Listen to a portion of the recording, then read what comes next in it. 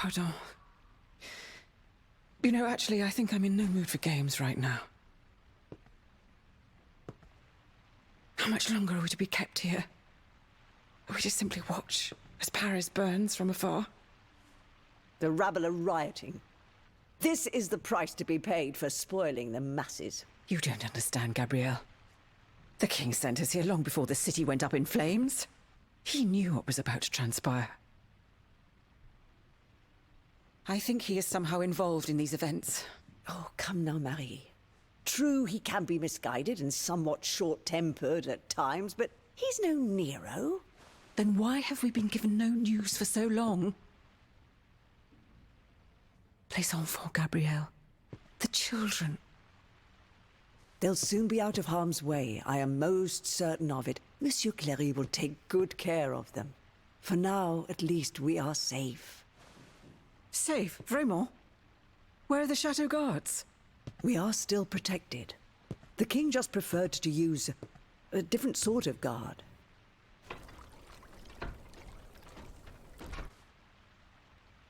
Guards? Or jailers? They won't even let us leave this room, Gabrielle. The king, he has lost his mind to grief. First our darling, Sophie. Then our beloved son. My poor sweet angel. They didn't let me say goodbye. I wasn't even allowed to see him. C'est vrai. Something inside me is crying out. Telling me he's still of this world at times. I think I hear him calling to me. I'm so afraid. What do you fear, my queen? Everything. Everything horrifies me. The king's wrath. His army of indefatigable automats that Monsieur de Vaucanson has built for him. The charlatans who advise him, who are now more powerful than ministers. What happened to my son? What will happen to the children that God has deigned to leave in my care? I won't let any harm come to them. This I promise you. But how? Do you not see that we're prisoners here? All is not lost. You forget about the one automat that is not hostile to us. This new bodyguard of yours.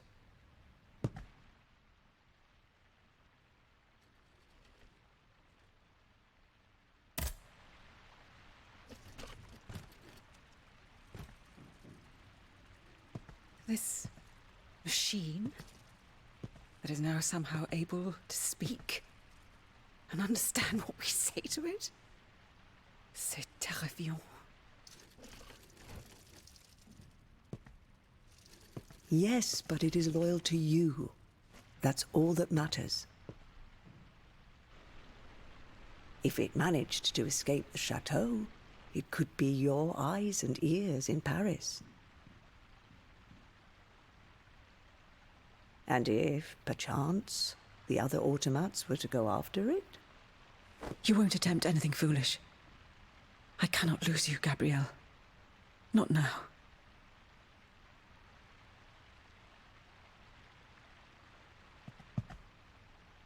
Aegis? Madame. The king must be stopped. The very kingdom is at stake. Go and find Vaucanson at his workshop. Ni les Invalides. He surely holds the secret to these tireless automats. And perhaps he will know something about the death of my son. How am I to leave the chateau grounds, Madame? Go to the riverbank, at the far side of the grounds. From there you can take a boat to Paris.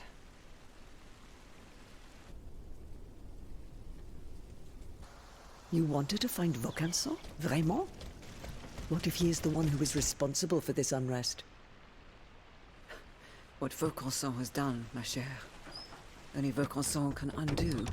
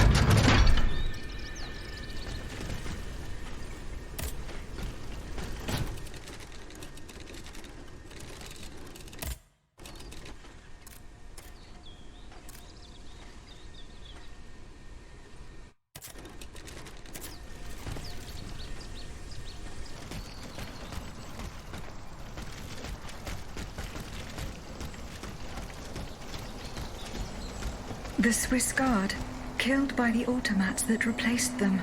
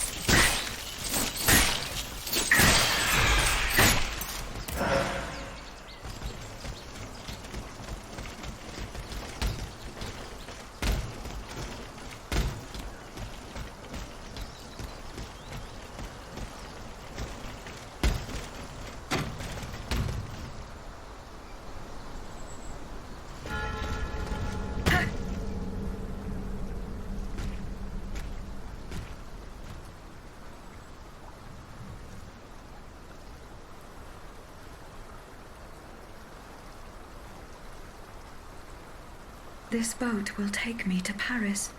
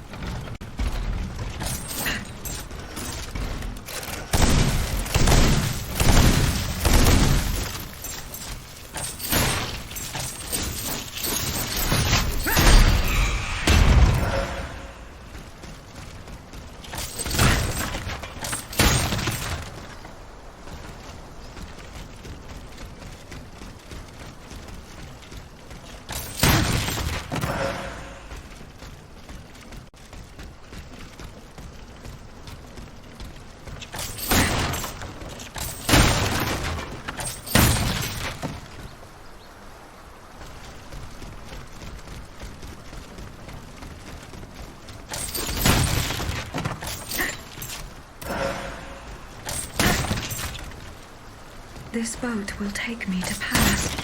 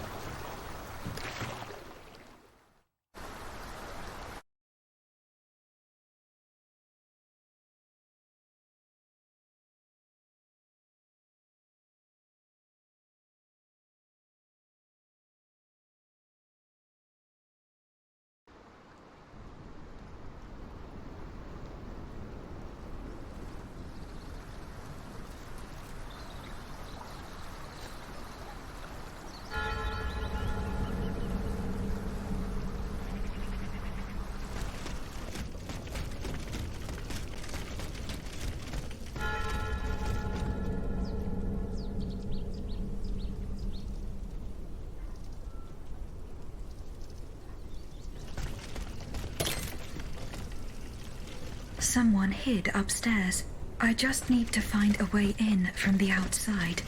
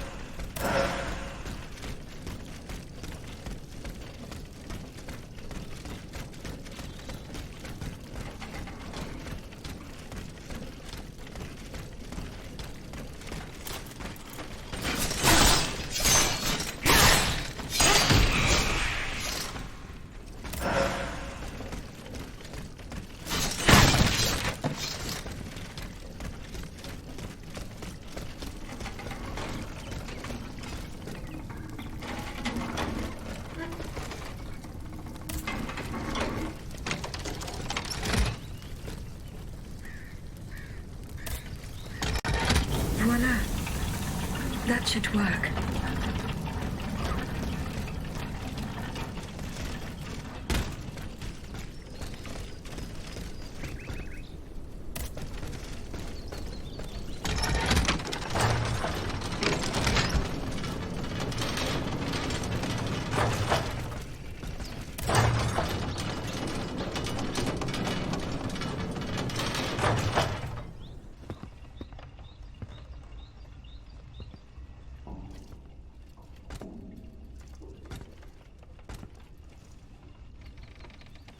Bon sang!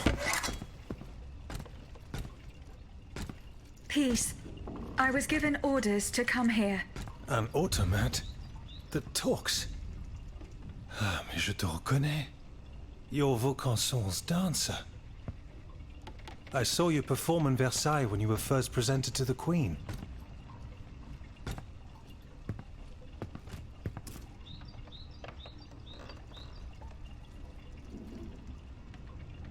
I have been sent by the Queen. Sa Majesté. Is she safe? Yes.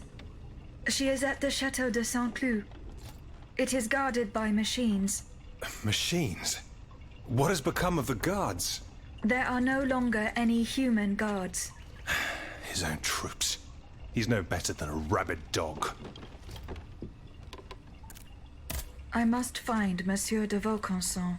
He holds the secret to the tireless automats. Your creator? Well, that makes two of us. And it seems we've both arrived too late.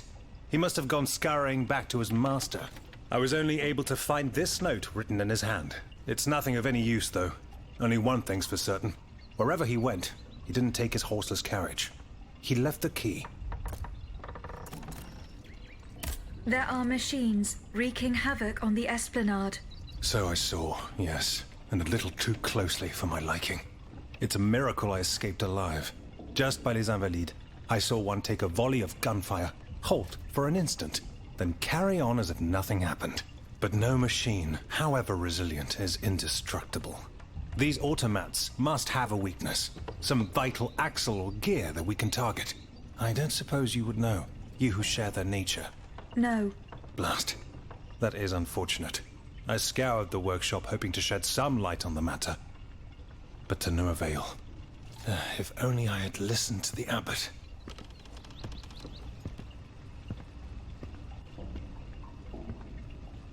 But perhaps there's still time.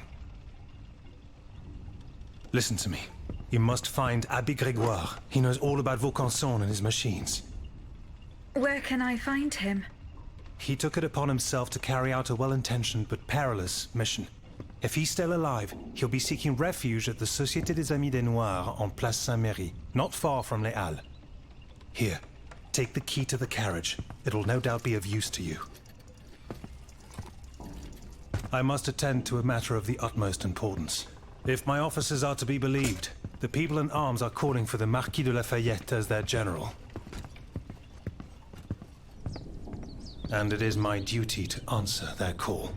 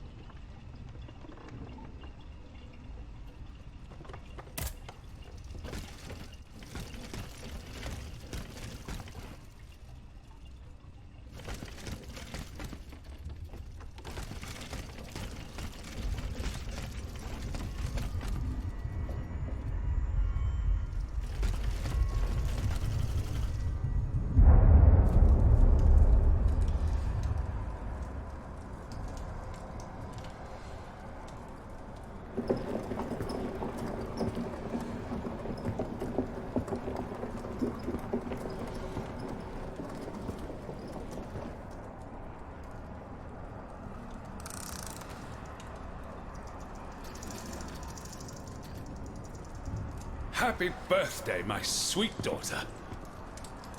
I can't believe it. The dancer you promised me. She's magnificent. You're the best papa ever. Hello.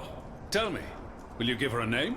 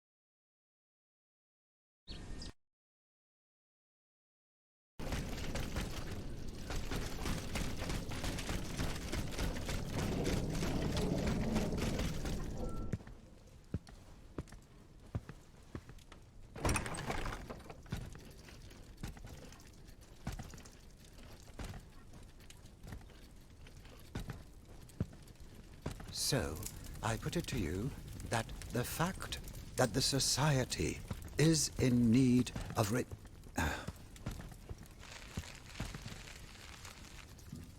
Monsieur de Mirabeau.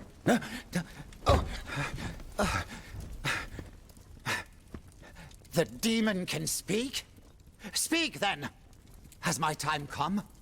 I do not know. My life is in your hands. It's not worth much. Do what you will with it. I seek Monsieur de Vaucanson. He holds the secret to the tireless automats. And you think you'll find him here, in my quarters? Tell me, who is your master? Aren't you one of Cagliostro's creatures? I serve only the Queen. Ah, the Queen. Well then, that's something else altogether.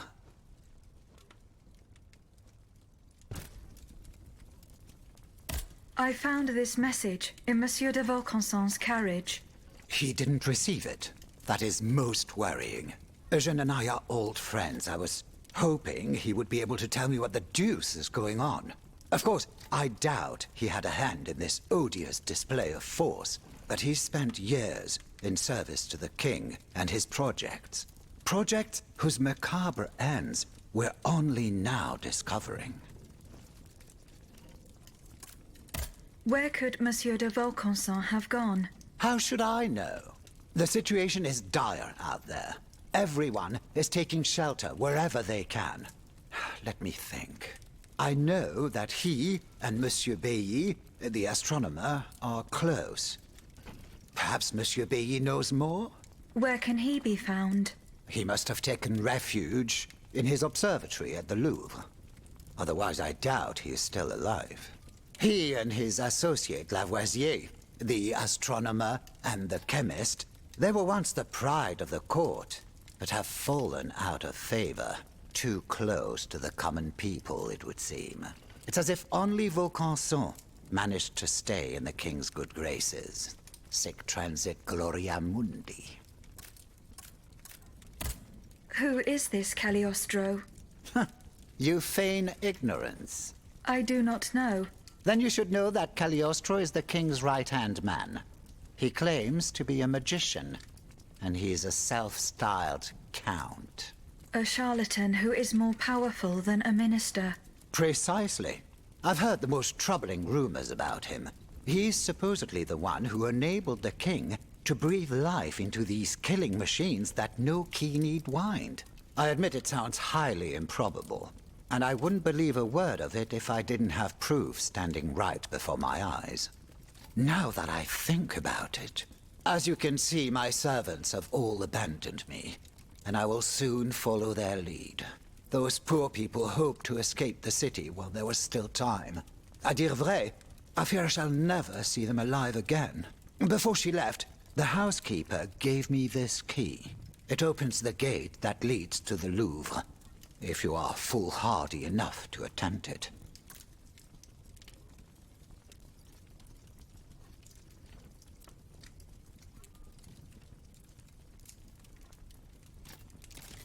I found a note written by Eugène de Vaucanson. He mentions the death of the Dauphin at Meudon. What happened that night? How should I know? The child passed away at Meudon. I was in Versailles.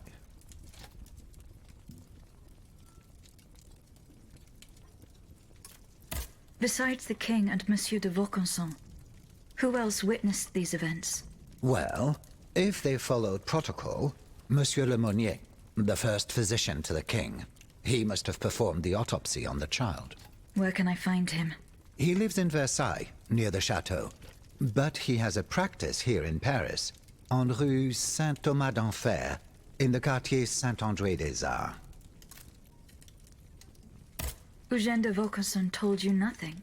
The only thing he was willing to tell me was that something terrible had happened, and that the circumstances leading to the Dauphin's death were not exactly as described. One thing for certain is that he was extremely upset about what happened, so much so that he refused to spend a single day more in the king's service. But he has apparently changed his mind.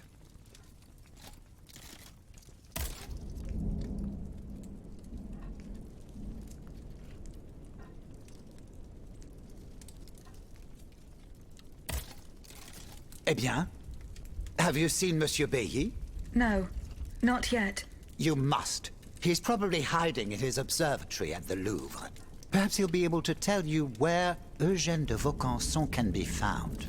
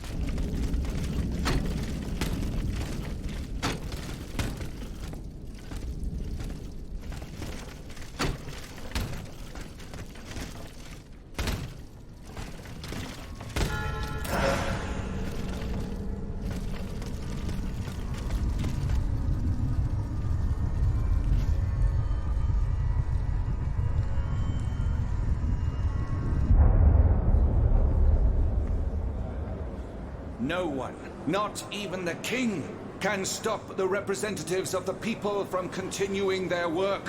Wherever its members are gathered, the Assemblée Nationale lives. That is why we swear never to part, and to gather wherever circumstances require it, until a constitution is established for the kingdom. Come here, mon ami. I salute you. Monsieur, we have just burned our bridges. Nothing and no one can prevent justice from triumphing in this kingdom. Let us not claim victory too soon, Maximilien. And don't forget what we agreed on, if things were to take a turn for the worse.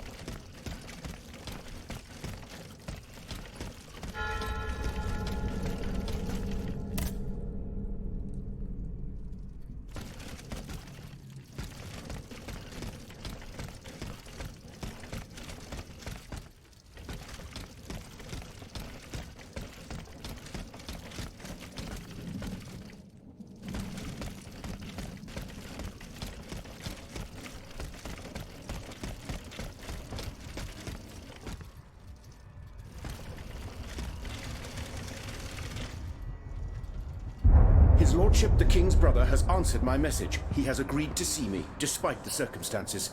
The Comte de Provence? Do you trust him? If he still has any influence over the King, we must try. I shall leave immediately for the Luxembourg Palace. Be careful, Antoine. I implore you. The whole quartier is ablaze.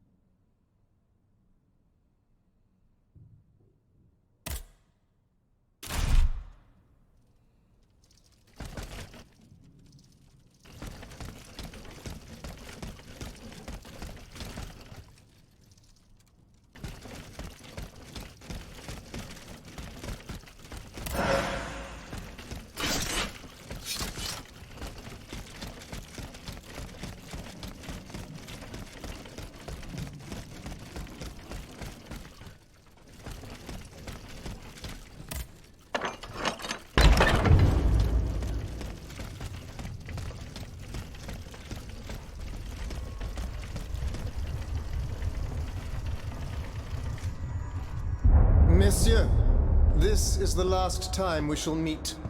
From now on, we shall do without your help. Eh bien, are you waiting for an invitation to leave? Your Majesty, dare we ask what brought this disgrace upon us? The Count's work has given me complete satisfaction. Your essences and optics are no longer of any use to us. Rejoice, learned scholars. You may now dedicate yourselves to the cause of the Vanupier. Just a moment. Are we being rebuked for our actions at the Estates General? But Your Majesty, you are the one who convened this assembly. Leave here at once, monsieur, before you say anything you might regret.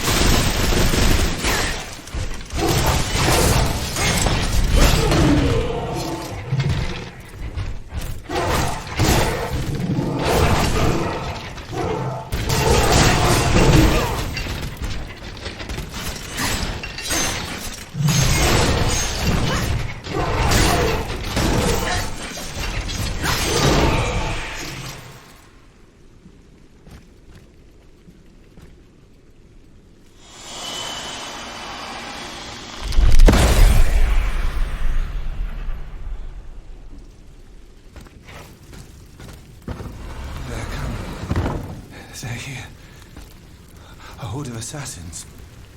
Death itself encased in an iron shell. Flee! Gentlemen, flee! While there is still time! There. You are no longer in danger. Ludia? Are you the one who has released me from this nightmare? But how? Did your master send you? My name is not Ludia, monsieur. I'm called Aegis, and I serve only the Queen. A pauvre enfant. Ludia, Aegis. And yet I fear that you are neither. It is of no importance, monsieur. I have a mission to accomplish. Where is Monsieur de Vaucanson hiding? Oh, he is hiding, as you say, in a cell in the Bastille prison. Shackled hand and foot. That is how our good king has decided to reward his most faithful servant. As for you, my child, I can't be sure, but I think there is a truth you must uncover. Find your way to Monsieur de Vaucanson's home. It is in the Faubourg Saint-Germain, east of the Invalides. Here is the key to the gate. When we meet again, we will have the answers we seek.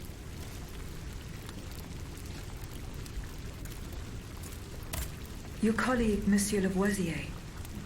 Do you know where he is? He went to the Palais de Luxembourg, despite the danger. Why?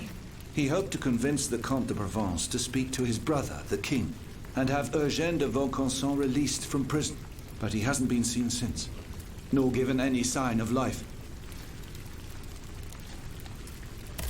What did you see and hear before you regained consciousness? I don't know how to describe it. À vrai dire, I was in a sinister and icy place. Et puis, it's all a blur. A poisonous feeling of destructive power. Somewhere between a dream and reality. Orders whispered in my ear. Poor, terrified people falling at my hand. I don't know if I was given some powerful drug, or if my mind was truly lost in the ether. If this is the case, the phenomenon should be studied. But can it be reproduced?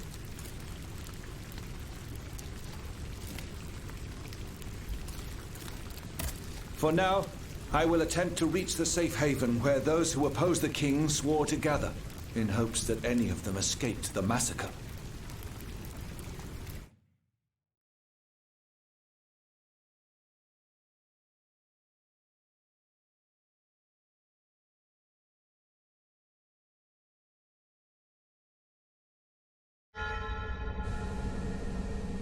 Monsieur Lavoisier hopes to have Eugène de Vaucanson released from prison. I must find him and help him convince the Comte de Provence.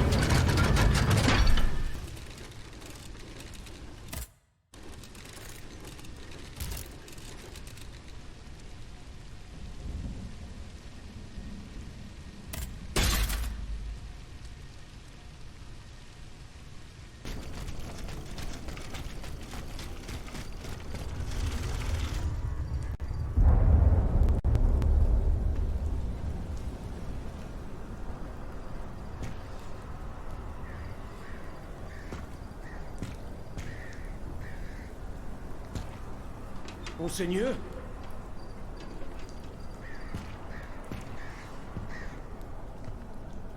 Monseigneur, where are you?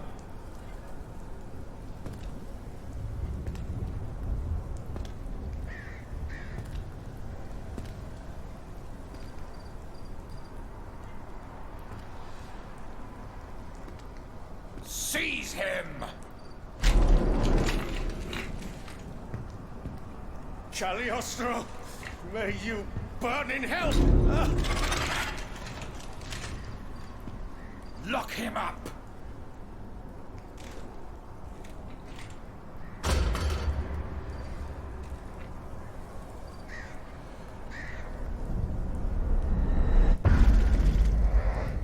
Monsieur Lavoisier has fallen into a trap. His captors probably took him to the Palais du Luxembourg.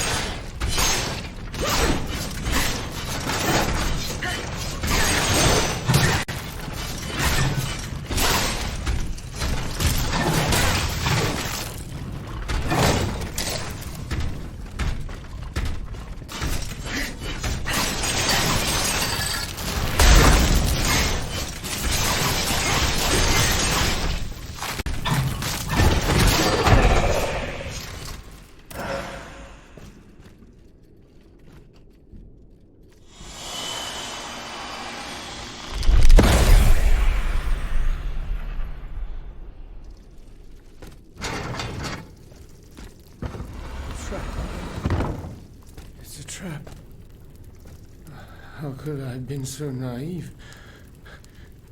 Cagliostro, that miscreant. He's got me. He's got us all. There. You are free. Senor. Vaucanson's dancer. You're conscious too. And yet, you're not one of the Count's creatures, n'est-ce pas? I do not know, monsieur. But how? Make haste. You must not linger here. I shall seek refuge at the Cordelia Convent, just a stone's throw away from here. Its walls are said to be impenetrable. That's where the members of the Third Estate promised to meet if an abomination such as this were to occur. A refuge for patriots. Would you be so kind as to clear the way, madame? En effet. That would be most prudent. Ah, you are a blessing. The convent is over there, up on the hill. I shall meet you there once the danger has passed.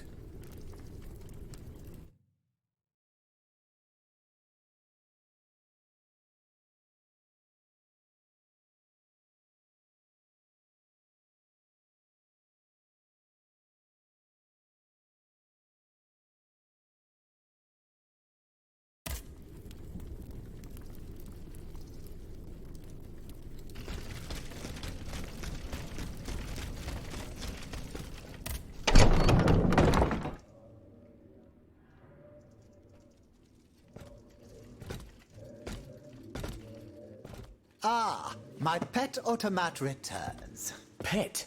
What the devil do you mean? It's quite all right, Maximilian. This machine and I are already acquainted. She's not like the others. For one thing, she didn't try to kill me. Extraordinary as it may seem, she's capable of speech and reason, just as you and I. What the deuce? Mademoiselle, please allow me to introduce you to Monsieur Maximilien de Robespierre, lawyer and representative of Artois at the now defunct Estates General. Maximilien de Robespierre. Inconceivable. I'd wager it was she who laid waste to that monstrosity that was blocking access to the convent, and thus it is thanks to her that I was able to get to you at all. Oui. I eliminated it. Am I to understand that you have embraced our cause? I must reach the Bastille, where Monsieur de Vaucanson is being held prisoner. And in whose name are you undertaking this mission, pray tell?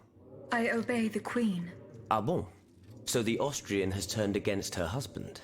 I'm not entirely sure that's cause for celebration. No doubt she hopes to further the aims of her brother, Emperor Joseph.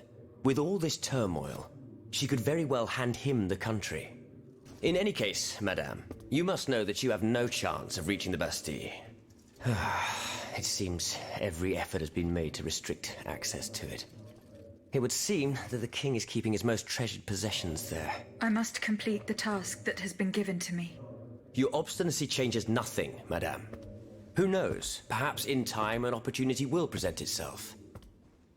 But for now, let us consider the positive, and take comfort in the fact that we appear to share a common goal. Bringing down the clockwork tyrant. I must find Monsieur de Vaucanson.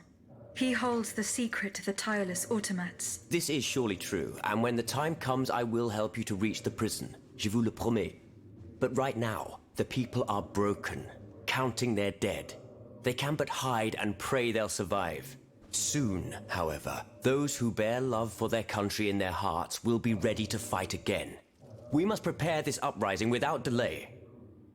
Since you have secured the area around this stronghold, more brave citoyens will surely join us soon. Alors, can we count on your support? The king must be stopped. I couldn't agree more, madame. I want you to know that I am deeply concerned about the fate of our host, Abbé Grégoire. We have him to thank for this refuge. He had promised to come to the sanctuary as soon as the king made good on his threats.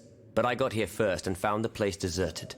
According to the Marquis de Lafayette, Abbé Grégoire is at the Société des Amis des Noirs, in Place Saint-Marie, not far from Les Halles.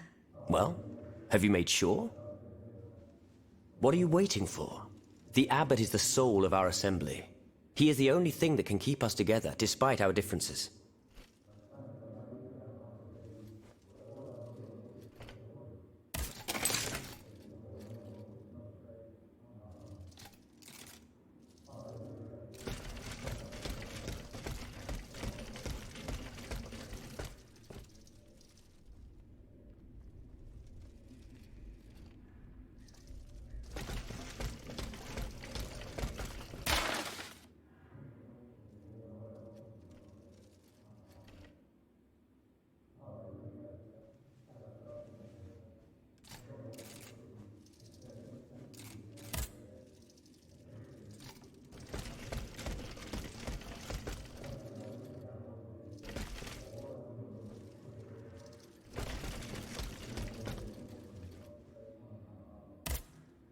Monsieur Lavoisier. Madame, you're my guardian angel. I don't know anything about you or what drives you, but I owe you my life and can refuse you nothing.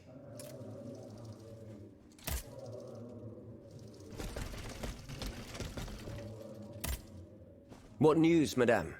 Will Abbé Gregoire join us at our sanctuary soon? I do not know. What are you waiting for? Find out! Bring him to us, I beg of you.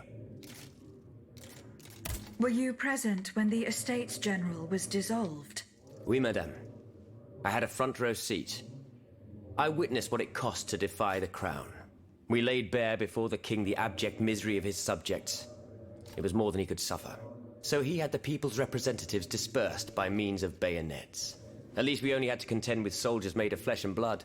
Positively angelic compared to the machines that have swept through Paris. Goodbye, Monsieur de Robespierre.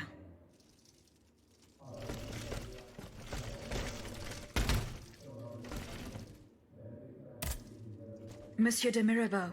Have your efforts paid off?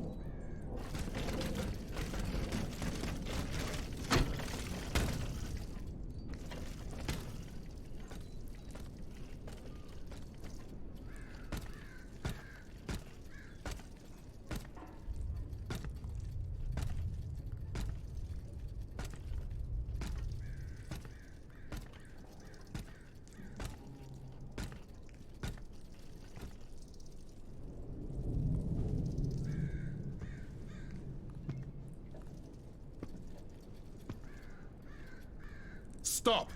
Not another step or I shoot. Wait. I have come on behalf of the Marquis de Lafayette. He's taken an automat for his aide-de-camp. You're no more human than the machines that laid waste to this city. I was not given the same orders as the others, monsieur. Just what mission has the Marquis entrusted you with? I must meet with Abbé Gregoire. Alas, you've come too late. The abbot has got it into his head to go to the Palais de Justice. He is certain that Monseigneur de la Fare, the Bishop of Nancy, is being held prisoner by the monstrosity that is wreaking havoc on the Ile de la Cité. But how can he possibly hope to free him? The abbot is a holy man. He would lay down his life to right an injustice. But there isn't one among us who stands the slightest chance against that thing. Not the slightest chance. The Palais de Justice.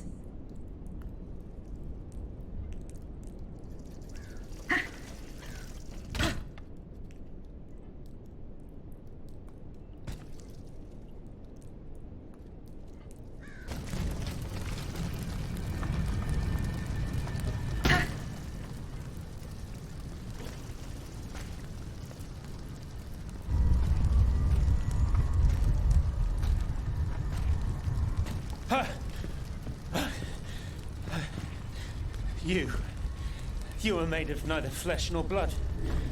You were an automat like those who committed this massacre. I have received no such command. I am carrying out a mission on the orders of the Queen. Your friend on Place Saint-Marie informed me of your intentions. Alas. I was not able to reach the Palais de Justice. I fear that the soul of Monseigneur de la Fare is lost forever. Was he killed? What has been done to him is a fate worse than death. Far worse. But I could go no further. There were so many bodies, so many innocents strewn about the square. The air there was something sinister about it. I felt it poisoning me, body and soul. As for getting back to the Société, it's hopeless. The streets are teeming with machines. But the machine that is wreaking havoc in the area around the Palais is colossal. Much, much larger than yourself. What's more, the soul of His Excellency the Bishop has been imprisoned within this monstrous machine. I'm certain of it. Have you seen the flames coming from the palais? I don't think any...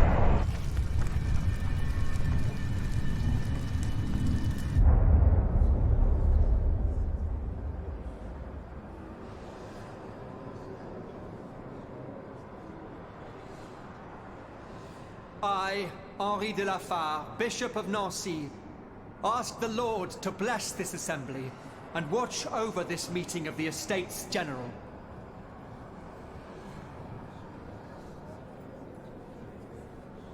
Let us not turn a blind eye to the misfortunes of a populace who is condemned to the most abject poverty, for there is no greater sin than to ignore the suffering of one's brethren.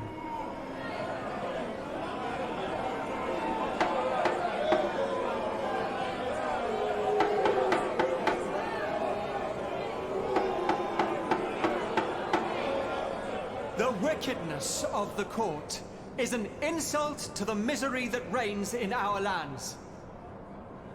In such dark times, how can one conceive of hiding away to play shepherdess or tinker with clockwork contraptions?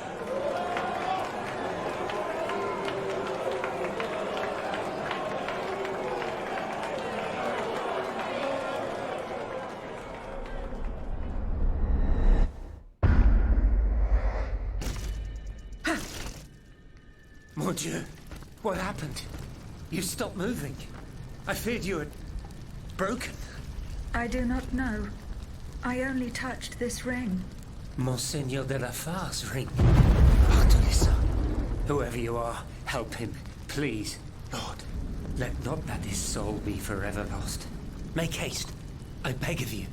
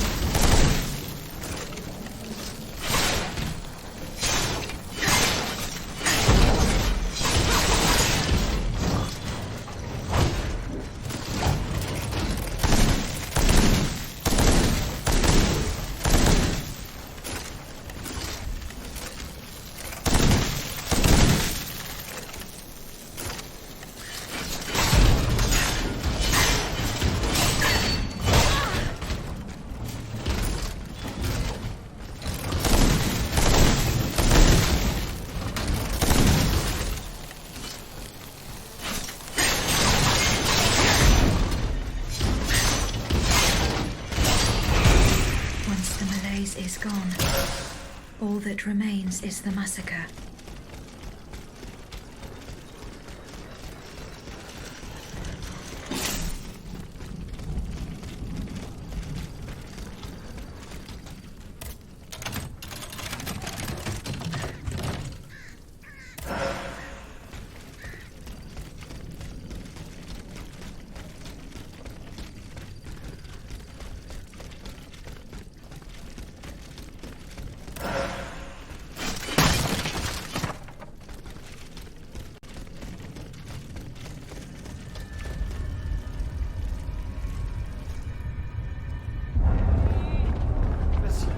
Monsieur, I beg you, leave this place and seek shelter.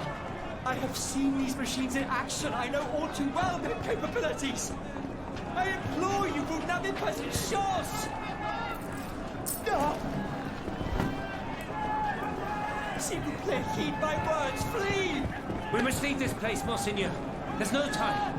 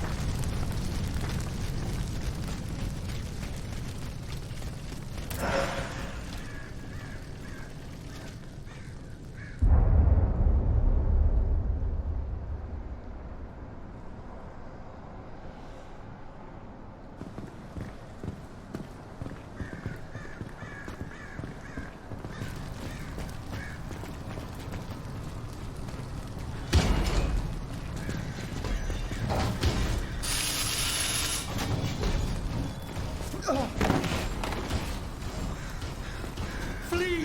Abbot! In God's name, save yourself!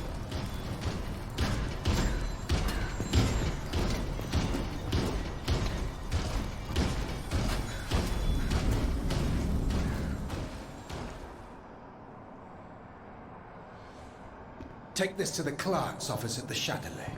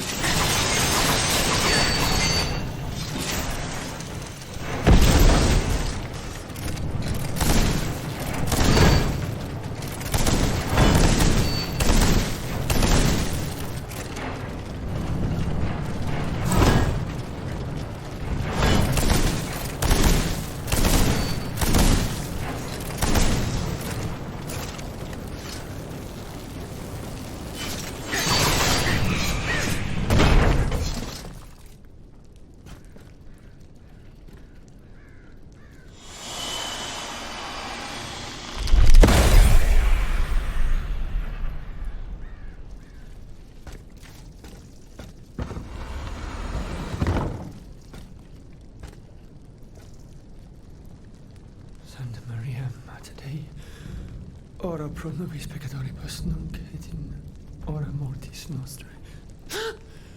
Stay back! Remain calm, Monseigneur. You are safe now. What did they do to me? This dream. This nightmare.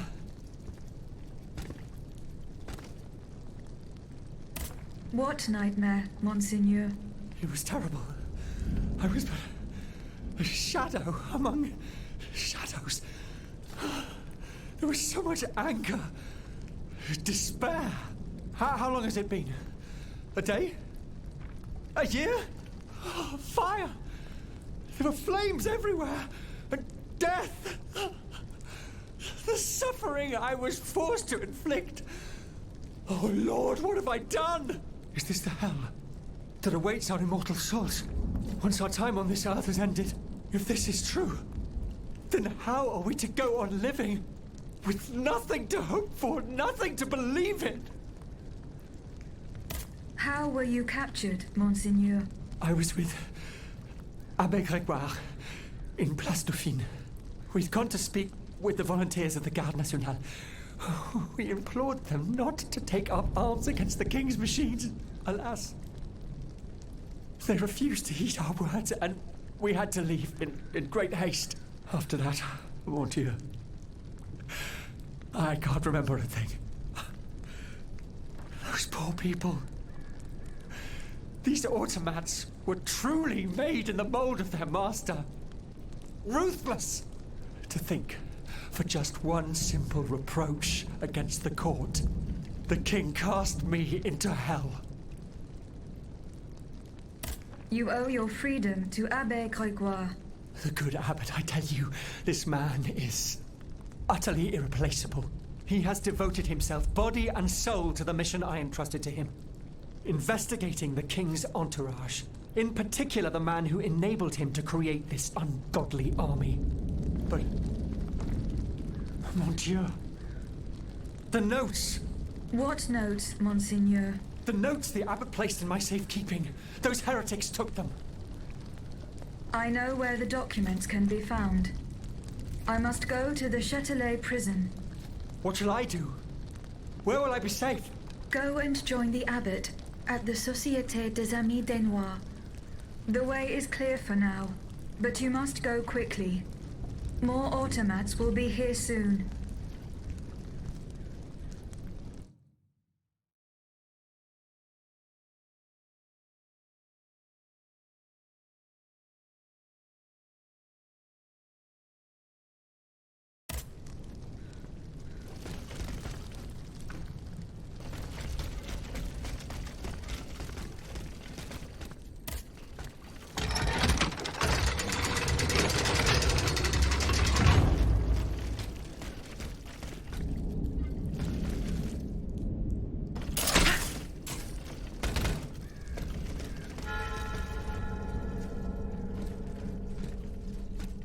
Dieu soit loué. It is such a blessing to see you safe and sound. This belongs to you. Bless you, whoever you are. You have our eternal gratitude.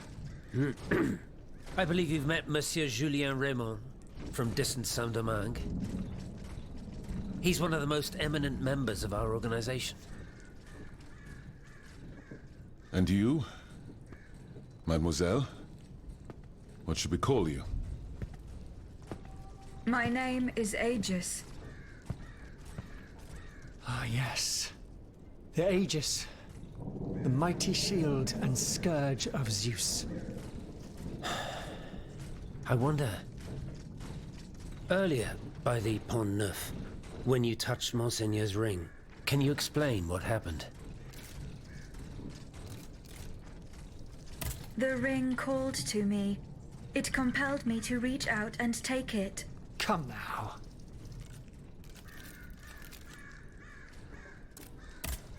The moment I touched it, I was transported. Somewhere else. It was the same strange world that you were in, Monseigneur. Hell, you mean? Or purgatory? I saw things there. I saw Monseigneur giving a sermon. What wickedness is this? This explains the moment when you froze. And this isn't the only time you've experienced something like this, n'est-ce pas? That is correct. It also happened with 2 objects I found in Place Dauphine. And what happened there? That is where I found your Bible and your cross, Monseigneur. How did you know they belonged to me? They demanded to be returned to you. You did not regain consciousness until I did so. This is madness. Let us not be so quick to judge, Monseigneur. I witnessed the moment when your cross was taken from you. Then I saw you being locked in that box. Eh bien voilà. It is just as I suspected. Here, Aegis, look at this.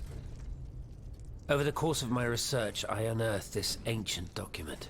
I believe I have finally uncovered its meaning. It's a triangle with an identical inscription at each corner. Nemi, memory in ancient Greek. Then, in the center, there is an open eye which symbolizes awakening. Do you understand? The images you saw, Aegis, were Monseigneur de la Far's own memories. 3 echoes of the past tied to personal objects of his. 3 Nemes, memories which some dark alchemy had taken from him. Without them, his mind would have remained lost, incomplete. He would never have regained consciousness. But by returning these 3 objects to him, Aegis, you were able to save his immortal soul. Tell me, Aegis, when you were at the clerk's office at the Châtelet, did you perhaps see a leather wallet near the abbot's documents? No, Monseigneur. Ah, that is unfortunate. Most unfortunate.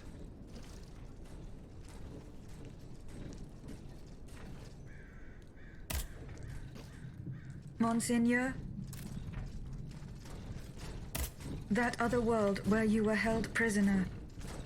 Do you still feel its effects? This other world, as you call it, Aegis, is none other than hell itself. Gehenna. The place the Lord sends those who worship the beast. But hell didn't keep me. Has God given me a chance to redeem myself, perhaps? What task did you entrust to the abbot? The Holy Office ordered me to keep an eye on the Comte de Cagliostro. This charlatan imagines himself to be the heir of Mesmer, the magnetizer, and seems to have ingratiated himself with the king. There have been disturbing reports about him that could lead to his excommunication. It is said that he can make the dead speak. Can you imagine? I asked the abbot to investigate the surroundings of Eugène de Vaucanson's workshop, where the Count had been seen coming and going for several weeks. I cannot disclose the details of what he discovered there, but it may well be related to the events that have plunged Paris into mourning. I bid you farewell, Monseigneur. Wait just a moment, s'il vous plaît. You are one of Cagliostro's creatures, are you not? What do you mean? When did you awaken? I do not understand, Monseigneur. Well, that is to say, you talk, you think, you seem to act with some sort of free will. This was not always the case, that much is clear. You must agree that not all automates are as sophisticated as yourself. I'm attempting to unravel the mystery of your true nature.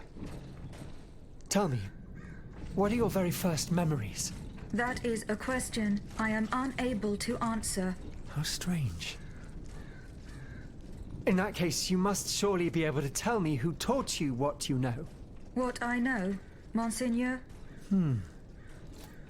How can I put it in a way that you'll understand? For example, you call me Monseigneur. How do you know that this is how one addresses a member of the clergy of my rank? I cannot explain it. I believe... Go on, Aegis. I believe that this knowledge is not mine. Well, I never. Did you hear that, Abbot? I caught every word, mon ami.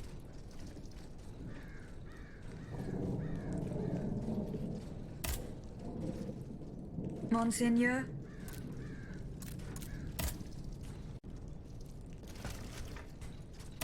Mon père. Plus tard, s'il vous plaît.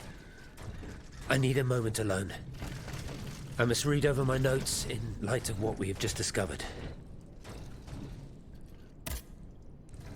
Monsieur Raymond,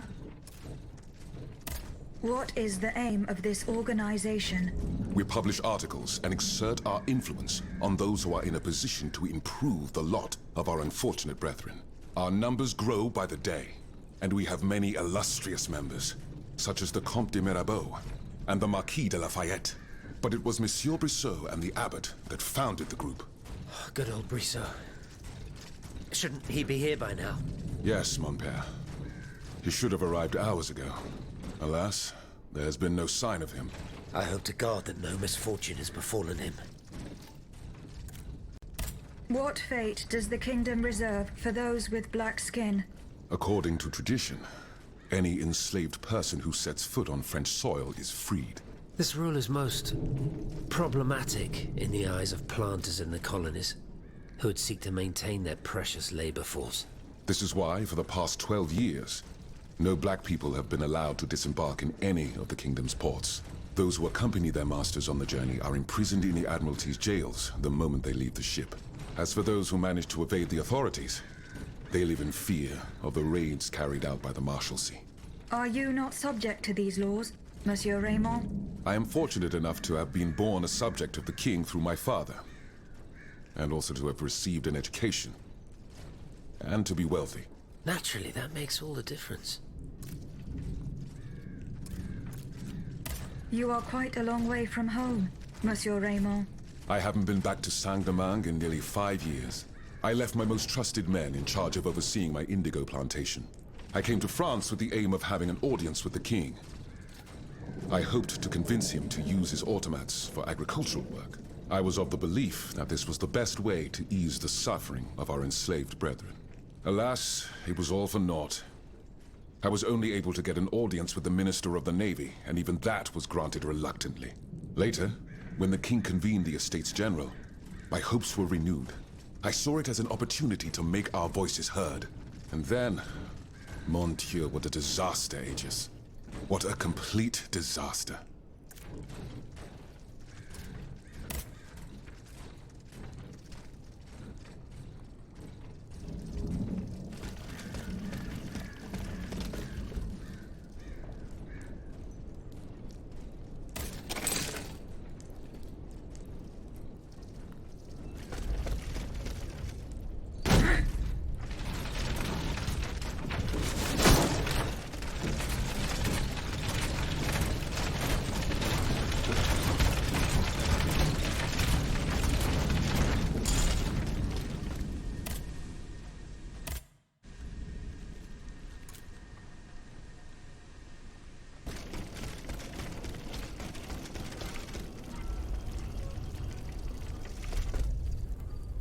Monsieur de Lafayette, you are safe and sound. Safe and sound indeed, but with a broken soul. I have just returned from Place Dauphine. I understand, monsieur. The Garde Nationale. I was too late. All these brave men, cut down in a single attack. Why was I not among them?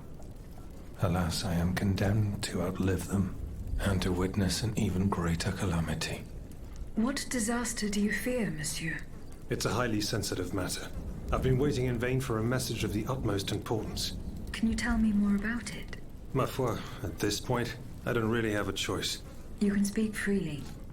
Have no fear. Before the king's attack, I sent a squad of horsemen on a very important assignment. They were to collect a precious cargo at Gros Caillou, not far from the Hôtel des Invalides. What sort of cargo? I'm sorry, Aegis, but I swore on my life to keep it a secret. All I can tell you is that it would give us a decisive advantage. But I haven't heard from my men. I'm worried that the exchange may have met with misfortune. It is paramount that I learn what happened and who has the cargo now. The future of the kingdom depends on it. Since it's so important, I will go there myself and attempt to solve this mystery.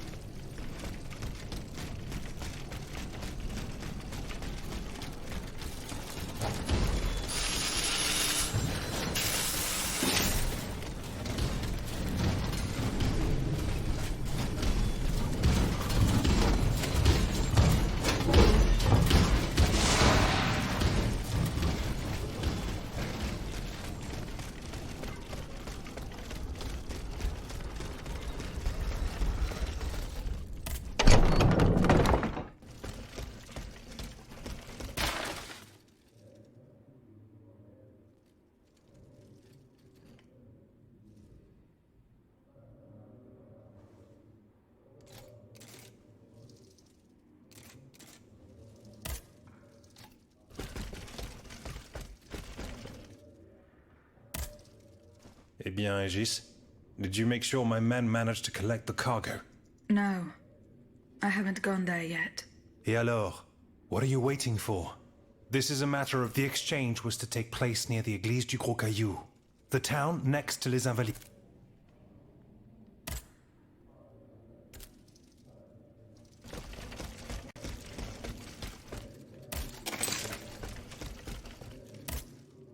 Ah, you're back. Do you bring me glad tidings? The abbot is safe and sound. He is at the Société des Amis des Noirs, with Monsieur Raymond and the Bishop of Nancy. Very well. Very well. May Providence allow them to reach us safely. Though I despise war, we must rally the people for battle as soon as possible. A reliable source tells me the arsenal at Les Invalides is overflowing with weapons, but a royal automat guards it. I now have no doubt that you are capable of defeating such a creature. But are you prepared to go back into the fray? Yes, I am. Very well. Try to clear the way so we can access the Hôtel des Invalides. Once you've done that, we'll take care of the rest. A handful of patriots are already there. Their task was to open a passage to the east, through the Faubourg Saint-Germain. Very well. I will go and find them. Goodbye, Monsieur de Robespierre.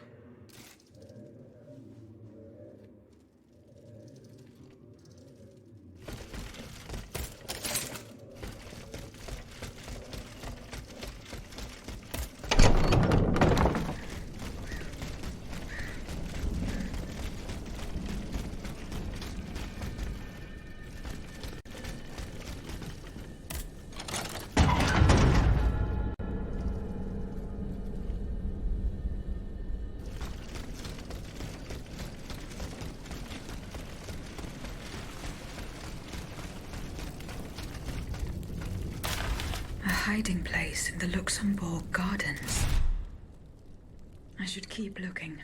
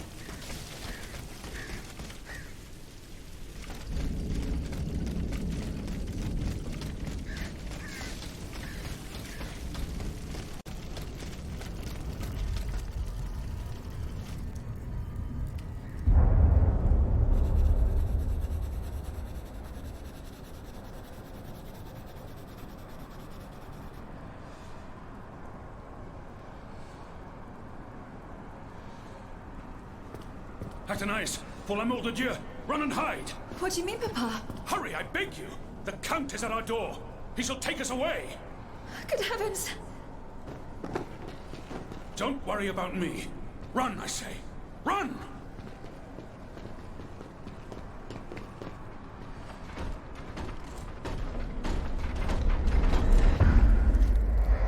Where could she have escaped to?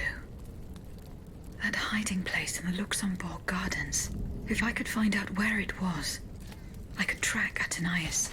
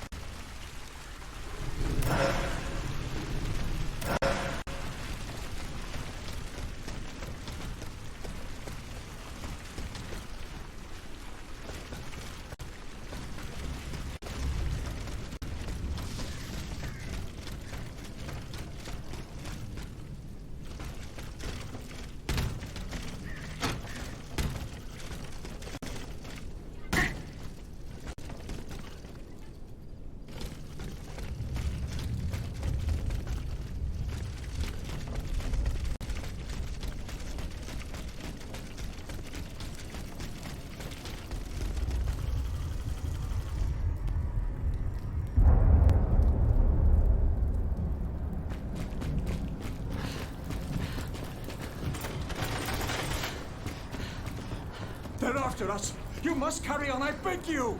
I'll never make it. I'm out of breath. Pour amour de Dieu! Suzanne, just a bit more! We're almost there!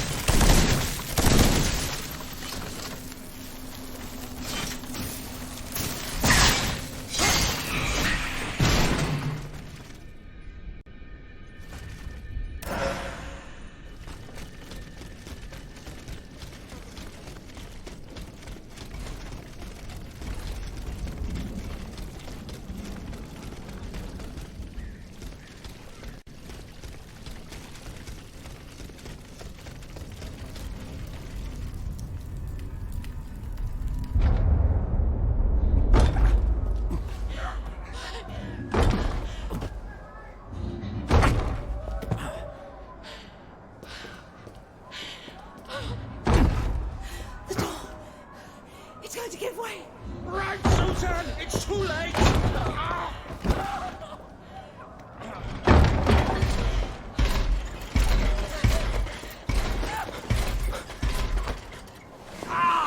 Jack! No!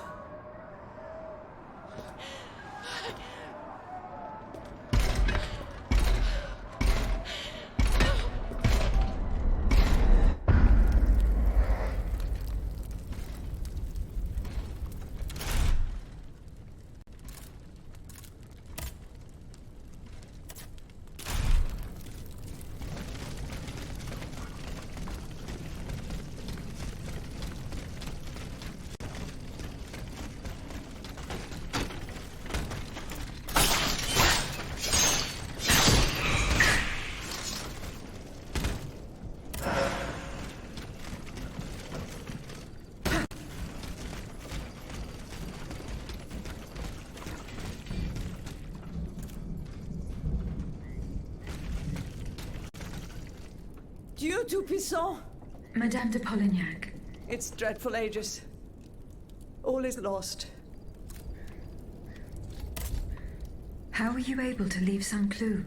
Earlier, after you ventured out into the palace grounds, all of the machines that were guarding us set out after you. I seized the opportunity to go to the stables and jump into a horseless carriage. What are you doing here, Madame? The children, Aegis. Charlotte and the Dauphin. The Queen and the Marquis de Lafayette did everything they could do to save them from the King's madness. They spent days working out every detail of this operation with the greatest secrecy. The preparations for departure with our accomplices in the Queen's house. The children's escape, hidden inside this wagon. Our meeting here, in this very place. Then our departure with the riders who were to ensure our safe passage all the way to Austria. They would have been safe there with their uncle, the Emperor. But you can see for yourself. The children are nowhere to be seen. Poor Monsieur Cléry. He was the Dauphin's valet. The poor soul gave his life to protect the little ones. Madame.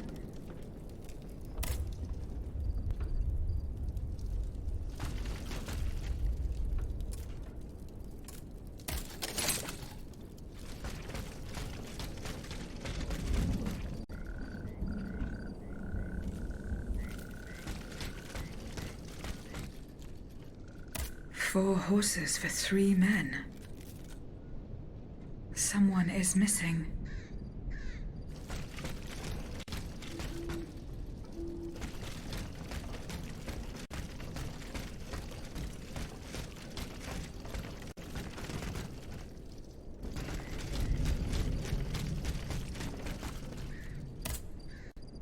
A red cap with a rooster embroidered on it.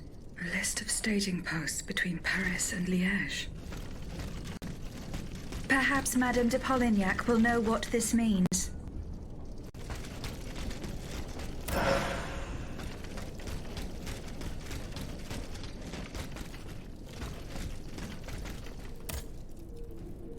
Madame, the attackers all bear the same red cap with an embroidered rooster. It's the symbol worn by those who support the Duc d'Orléans. One of them had a map indicating all the staging posts from here to the Principality of Liège. Liège? That rabble-ridden city is where the Duke and his miscreants have established their base. Over here, there are 4 dead horses, and the body of a 3rd man wearing a red cap. 4 horses for 3 men. That means one assailant managed to get away. It's beyond doubt. The Duke's men have taken the children. They're the ones behind this ambush. And they knew every detail of our plans. We were betrayed. But surely the ambush did not go exactly as planned. 3 of them lost their lives. That's true. If only we could catch the one who was able to escape. But now that I think about it, the riders that the Marquis de Lafayette promised us, if they made it here, they may have been able to surprise the kidnappers and stop them from carrying out their misdeed. By the grace of God, they may already be on their way to Vienna with the children. I shall get to the bottom of this. Which garrison is this squad from? They are stationed at the Hôtel des Invalides. The riders must have left from there. Very well. I will try to retrace their steps. As for you, please return to the Queen at once. You have taken enough risks as it is. Find the children, Aegis. Je vous en supplie.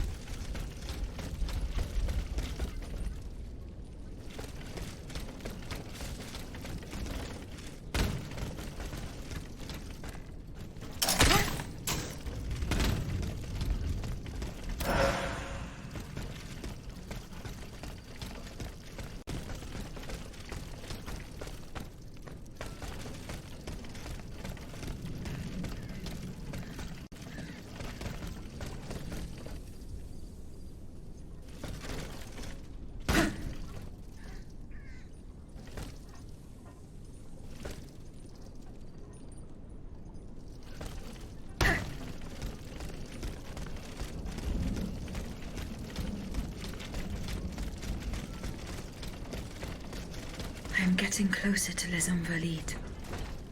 Here, I should be able to cross the moat easily.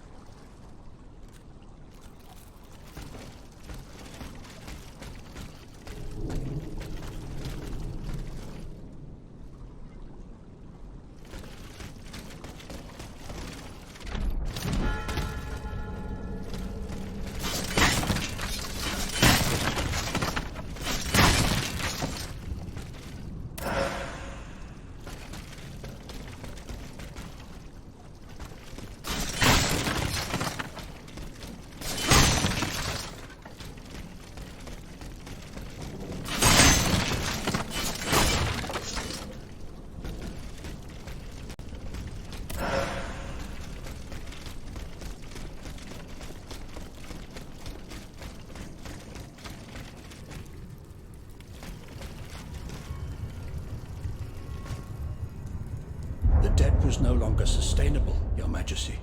Your mechanical revolution has changed the face of the kingdom, but the coffers are woefully empty. The debt, Monsieur Necker. This debt that you and your banking friends helped to create for your own benefit, and which is now forcing us to levy new taxes. Will my subjects be able to bear another tax? Yes, Your Majesty, as long as it is distributed fairly. The representatives of the nobility, the clergy, and the Third Estate must come to an agreement. That is why we have convened the Estates General. Tomorrow you are to preside over the opening ceremonies. Your Estates General. Nothing good can come of it. You have roused the spirit of rebellion. All I hear about are their damned cahiers de doléances. My rightful enjoyment is being challenged. The streets of Versailles are teeming with loudmouth fanatics with sacrilegious thoughts. Tell me, Monsieur le Ministre, have you purposely set this army of the unwashed against me? Your Majesty, I have always been your most faithful servant. Beware, Necker. Beware. I have a surprise in store for anyone who dares attack my throne.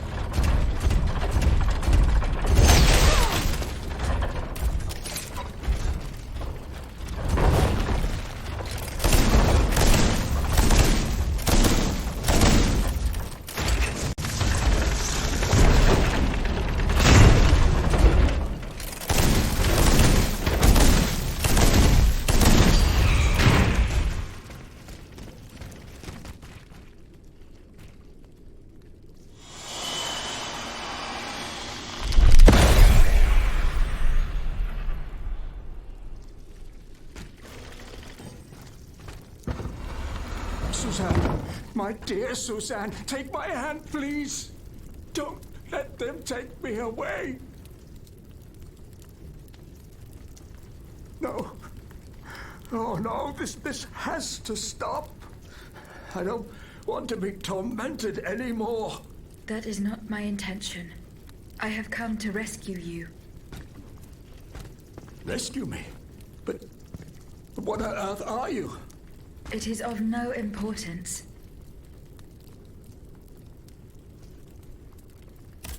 What did you see and hear before you regained consciousness? I had frightful visions, rageful wraiths filled with pain and sorrow. And it was cold enough to curdle the blood. Oh, it's impossible to describe. All the rage and anger. I was in another body, I think. So big, so powerful. And there was this commanding voice, ordering me to spread terror and death. Did I really hear it? Or did I momentarily lose my mind? Who are you, monsieur? Don't you know? I'm Jacques Necker, Ministre des Finances. Well, I was before I was captured. But this situation suggests that the king has decided to dismiss me from his service. What does he accuse you of?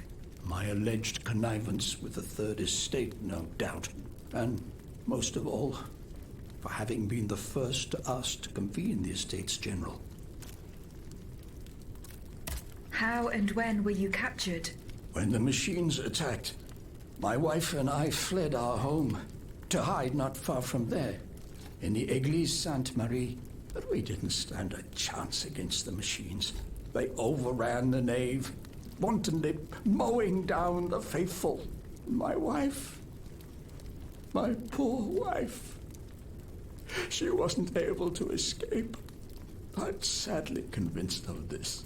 As for me, my life was spared only so I could be tormented.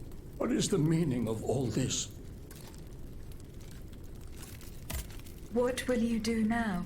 There is no future for me in this kingdom. I need to find a safe place where I can prepare for my departure as soon as possible. I will take you to the Cordelier convent. You will be safe there.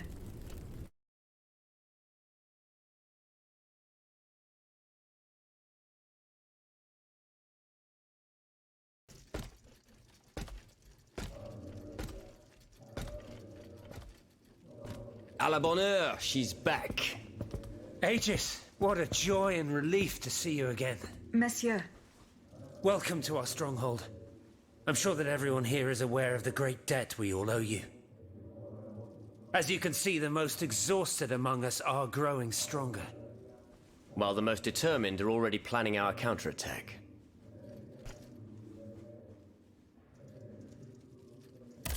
I did not expect to see you all together. 4 days ago, the representatives of the Third Estate gathered in a tennis court. They swore not to separate until they had established a constitution for the nation. But that was not the only oath we swore. All the honorable men who were at Versailles, representatives and patriots, members of the Club Breton, secretly swore to meet here if they were dispersed. You, Aegis, have allowed them to gather once again. Though unfortunately many are missing, we still have hope. Why did you choose to meet in this convent? It was my idea. Voyez-vous, I stay here whenever my obligations bring me to Paris. No other retreat inspires such peace and contemplation. Et puis, truth be told, this building has always felt like a fortress to me. Just look at how thick these walls are. For 2 whole days, the patriots in the quarter consolidated the outer walls to make it an impenetrable citadel. No automat has broken through our defenses yet. Where are the monks, mon père? They are secluded in their quarters, praying for the salvation of the people of Paris. However, we bear no illusions. We are weak, we are divided. And we are unarmed. Without you, without your warrior strength, we have no chance of turning things around. You are sent by heaven above, Aegis. From now on, you may consider the Cordelier convent your headquarters and a welcome refuge.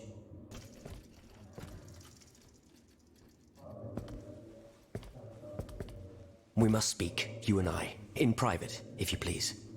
Monsieur de Lafayette must not hear a word of what I'm about to tell you. What do you mean? You all seem to be certain that I will use my strengths to serve your cause. Are you forgetting that I have a task to accomplish? Not at all, madame. We all know and support your plan to free Monsieur de Vaucanson. That is why I've taken the time to think of a way for you to get to the Bastille. I am listening. There is a patriot in Paris whose pamphlets have aroused Monsieur de Lafayette's ire. His anger is so strong that the poor man had to disappear to escape arrest. I know that he is secretly hiding in the quarries in Montmartre. A labyrinth he is said to know like the back of his hand.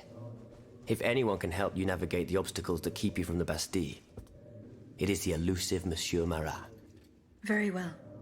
I will go and find him.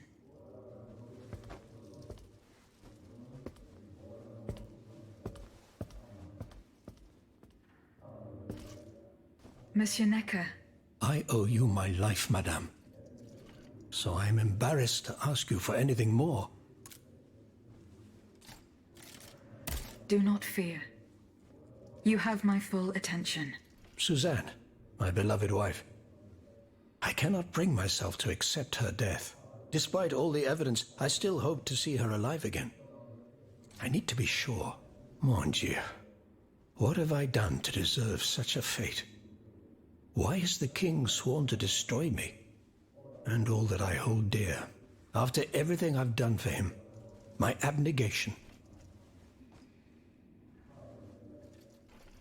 Why would the king owe you anything? I dedicated my life to the kingdom as his minister. Well, my life and my fortune as well.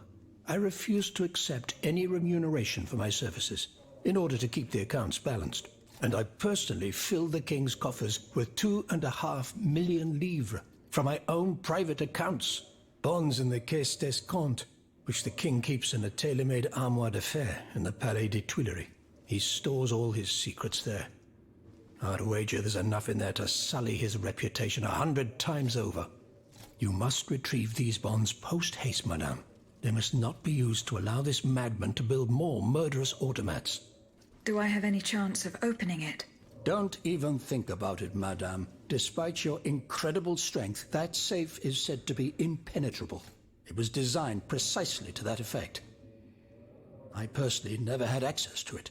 I suppose that its contents were too unofficial for the honest minister that I always was. Who has the key? The king does, that's for sure. Anyone else? How could I know? His shadow advisors, most likely. Now that I think about it, there's a rumor that has been going round Versailles for a while now. It's said that Monsieur de Mirabeau used to come and go as he pleased at the Tuileries, that he oversaw diplomatic missions for the crown. Not in any official capacity, of course. Who knows? He might know more about this matter than I do. I will ask him. I will look into what happened to your wife. Bless you, madame.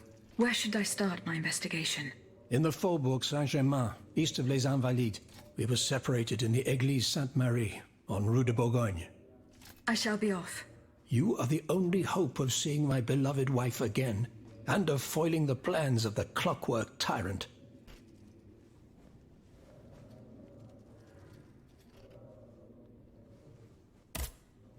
Monsieur Necker. Madame?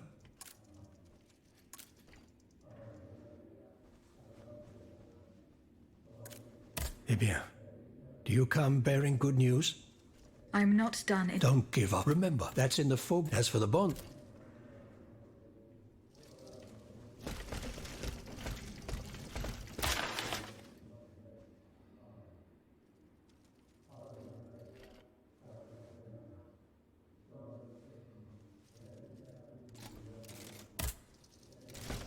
Aegis, a word, s'il vous plaît.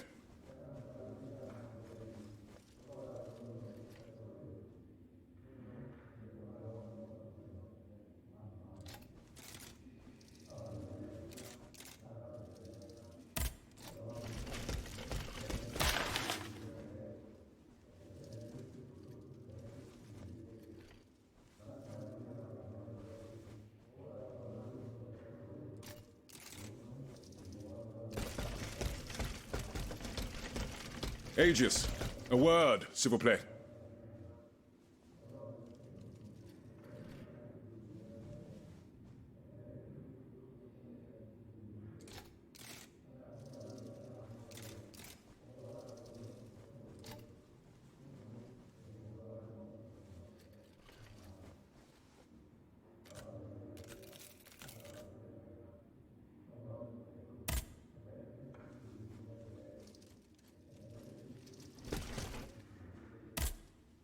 Aegis, I'd like to talk to you about my research. Do you have a few moments to spare for me? Certainly, mon père. I am listening. I've carefully collected the testimony of our companions here. Then I compared them with the observations made during my investigation of the man who calls himself Cagliostro. I came to quite the shocking conclusion. I believe I have discovered how the royal automats remain constantly in motion, like clocks that never need winding. They get their energy from the souls of the dead, Aegis. They drink from the anima essence that permeates the purgatory described by Monseigneur de la Fare. These machines feed on the dead. The greater the massacre, the deeper the river where they slake their thirst. Is there any way to stop the bloodshed, mon père? I believe there is always hope, Aegis. As long as I remain free to pursue my research, I will never lose faith. I keep thinking about the three Nemes. These echoes. All of this is clearly related to Nicholas Flamel's work. The alchemist? Precisely, mon ami. And this leads me to fear the worst. What have we to fear from an alchemist who died nearly 4 centuries ago? Not him, per se. Rather, the heretic who is exploiting his discoveries. This poses a grave danger to us all. What do you fear, mon père? What do I fear? Nearly 2 months ago, the king forbade anyone from setting foot inside the Église Saint-Jacques de la Boucherie, near the Hôtel de Ville.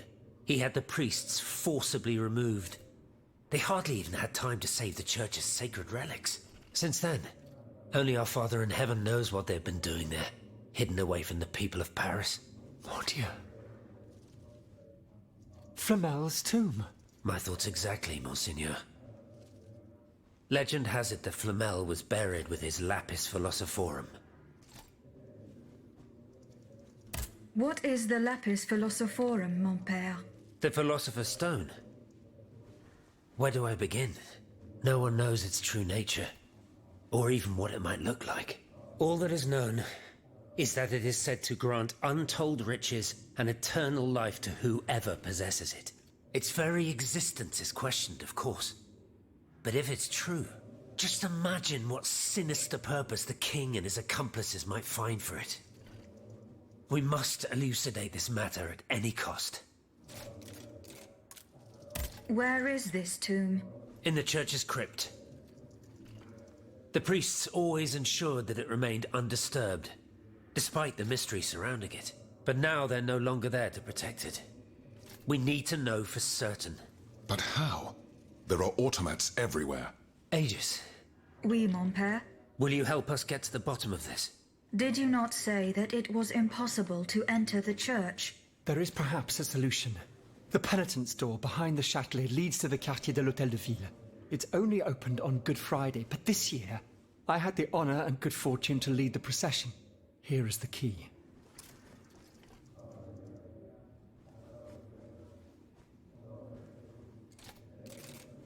Goodbye, mon père.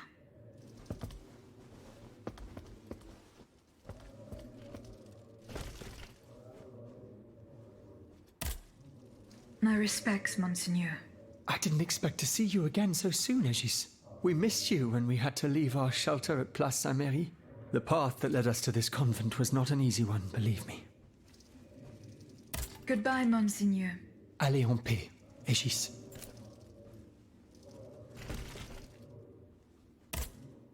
Monsieur Raymond. Aegis, we are very pleased. It was very unwise of us to leave the Société without such a It is a miracle. What do you want to talk to me about? Have you ever heard of the Club de Massiac, Aegis? No, monsieur. It's an association that meets at the Hôtel de Massiac, just west of Les Halles. It counts some of the wealthiest plantation owners in the Empire.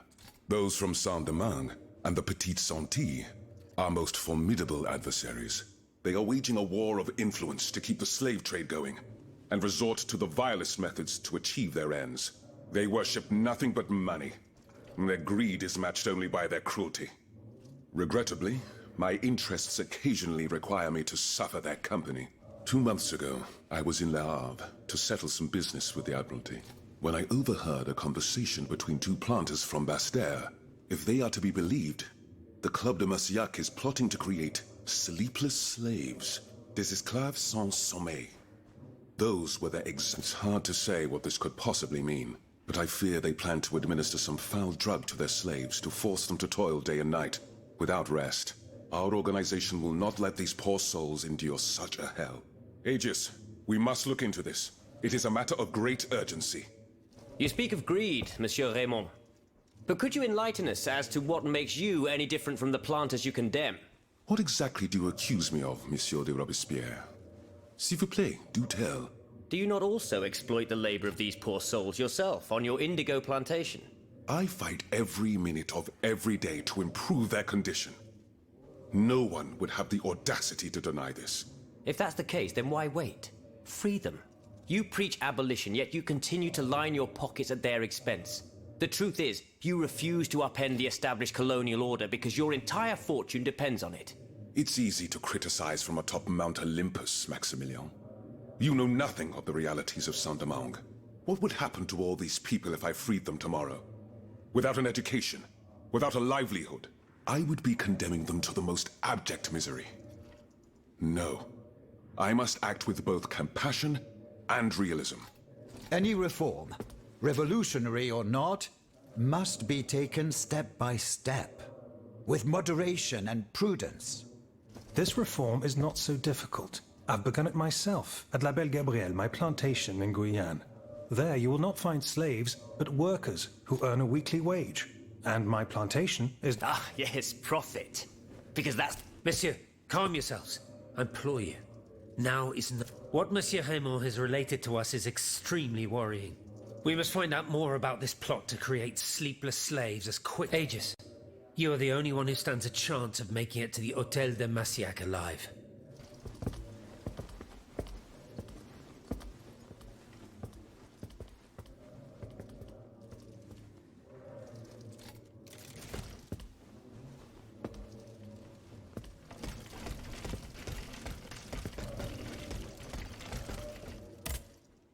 Monsieur Bailly. Ah, mademoiselle. I am very pleased to find you here with us within the shelter. I found a document written in a script that I was unable to read. Let me see. Ah, je vois. These pages were written using some sort of shorthand. A variation on Taylor's system, no doubt. I'm wont to use it myself from time to time while jotting down my ideas as they come. What does it say? It's a bit difficult to decipher. Je crois. I believe it's an autopsy report. The author writes that the subject died from a large dose of prussic acid. What is prussic acid? My apologies, Aegis, but I'm no chemist. You should ask Monsieur Lavoisier. Goodbye, Monsieur B.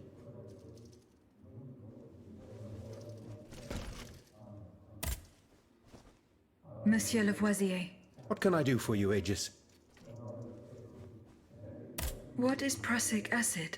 It's a volatile compound extracted from Prussian blue, which is a pigment derived from the cochineal, an insect. What does it do? Oh, it's a lethal poison, of the most dangerous sort. Though at weaker doses, it merely induces a deep soporific state, or a coma, if you will.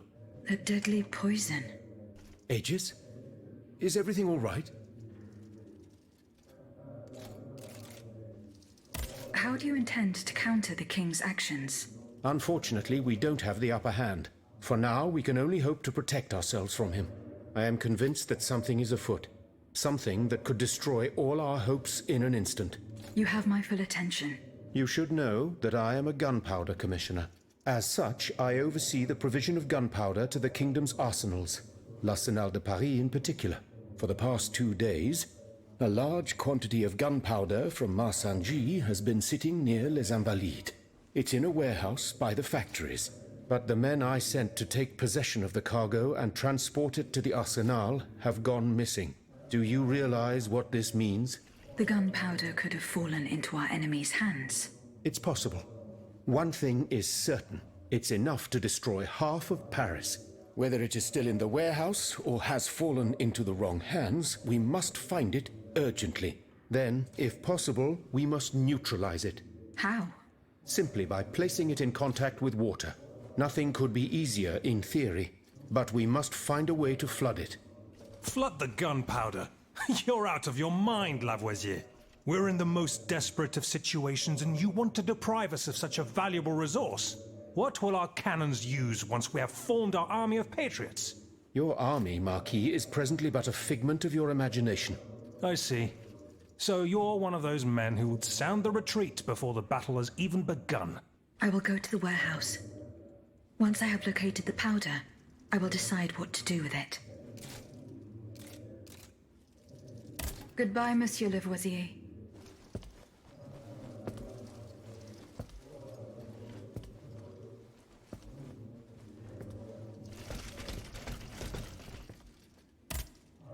Eh bien. Do you come bearing news from Monsieur Marat? No, not yet. I have it on good authority that he is in the quarries in Montmartre. He's the only person who could show you a way to reach the Bastille. Don't forget. Is your plan to arm the populace going as planned? Oh, far from it, madame. The situation is hopeless. Even if they were armed and formed into battalions, the Patriots would not be able to fight. Why is that? Most of the strategic points in the city are inaccessible. A strange illness strikes all who try. They are seized by an irrational fear, one so great that those who do not lose consciousness go mad or perish on the spot. This makes it impossible to do anything. Any attempt at an uprising is a fool's errand. The locations you mentioned share a common feature. A statue holding a lantern. That's right. From what little I could make out, they appear to be depictions of a Vestal Virgin watching over the sacred fire. Une lanterne des morts. What do you mean, monsieur? Lanterns of the dead. Ancient stone pillars that are found near some cemeteries. Our ancestors kept a fire going on top of them. Today, no one knows what they were used for. A symbol of light triumphing over darkness, perhaps? Others claim that human bones, mercury and lime, were burnt there. Some odious sorcery that was meant to entrap the tormented souls that wandered around the burial grounds. That makes sense and confirms my observations. I am now certain that the King's lanterns capture the anima essence of the dead who have been cast into purgatory, and that this essence is what allows the automats to stay in motion, without needing a key to wind them. Pater noster qui es in celis, sanctificetur nomen tuum. Now that I think about it, madame, you obviously are not subject to the harmful effects of these lanterns.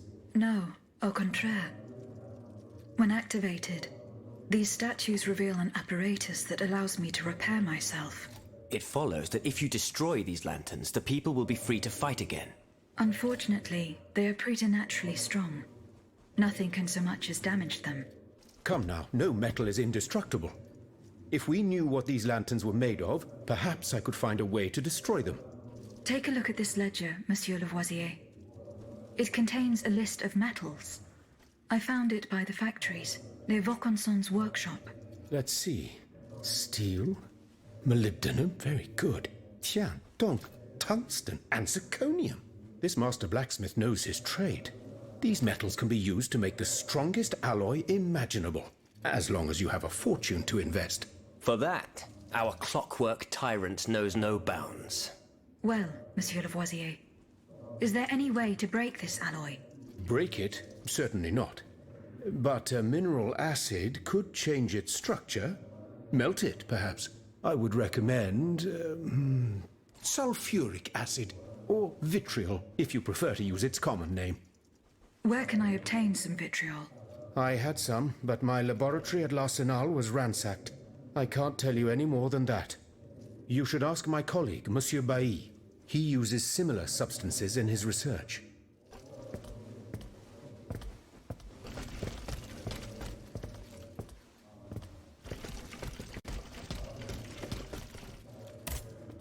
Monsieur de Mirabeau. Minister Necker claims that you are a familiar face at the Tuileries Palace. That old story. Will it hound me until I have drawn my last breath?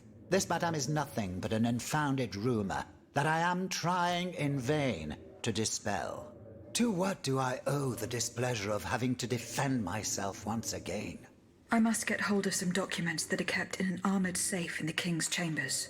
What lock could resist your talents? Minister Necker said it was indestructible. Oh, I see. Well, let me think. Who could help you? After all, a lock is nothing more than a simple mechanism. Nothing that can resist the expertise of our dear Monsieur Bailly. Why don't you ask him for help? I'll be sure to do so. Now, who else might be of use? Oh, there's Monsieur Lavoisier as well, our Gunpowder Commissioner. I'm sure he'll have no trouble finding you something you can use to blow the door off that stubborn safe. Good. I will go and find him.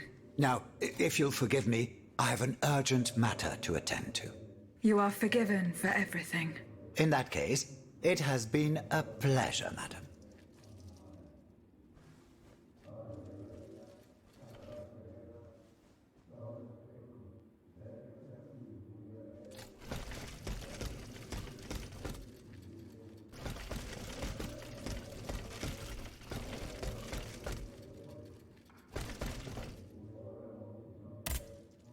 Monsieur Lavoisier. What can I do for you, Aegis?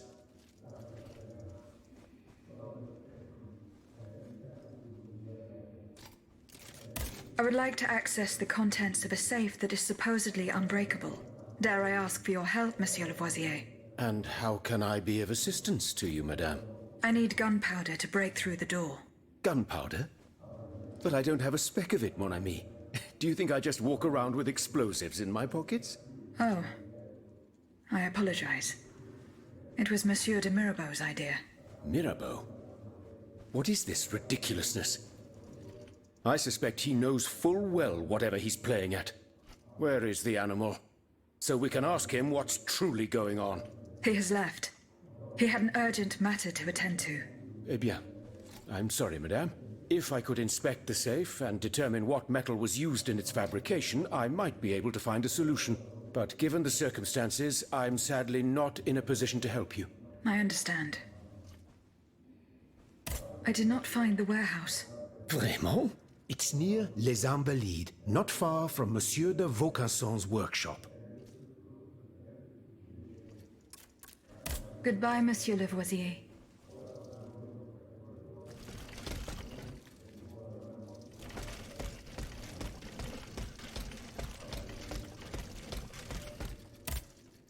Monsieur Necker.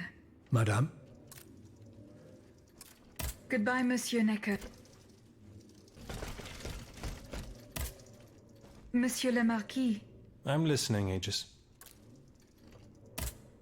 I went to the meeting point you indicated. I had an unexpected encounter there. Get to the facts. Who did you meet there? Madame de Polignac, the Queen's favorite. She made no secret of her reason for being in that desolate place. So now I know all about the precious cargo that is the cause of your great concern. Seigneur. The children. What happened? Tell me that nothing bad has happened to them. That remains to be determined. One thing is certain. Charlotte and the young Dauphin are missing. The evidence points to an ambush by the Duc d'Orléans' men. They apparently attacked the wagon the children were hiding in. How the hell did they know? This ambush could not have taken place without an accomplice. You were betrayed. A plague on Orléans and his damned informants. They have taken the children. That still remains to be seen. It seems that the Duke's men were interrupted while carrying out their task. 3 of them lost their lives. A 4th was able to escape. Excellent. I bet it was my hussars who sent the vermin running. But why the hell haven't they reported to me yet? Only they could tell you that. Would you be so kind as to go and find them? The lives of these poor children hang in the balance. My hussars are stationed at Les Invalides. That's from where they were to set off for Gros Caillou. Goodbye, Monsieur le Marquis.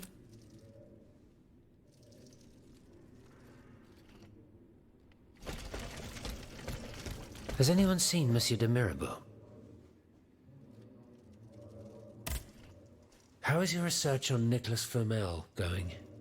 I have done nothing yet. Don't take too long. Hey, don't forget that the church is... Goodbye, Monseigneur. What can I... Goodbye, Monseigneur. Allez en paix. Et Did you go to... Remember, See you later, perhaps.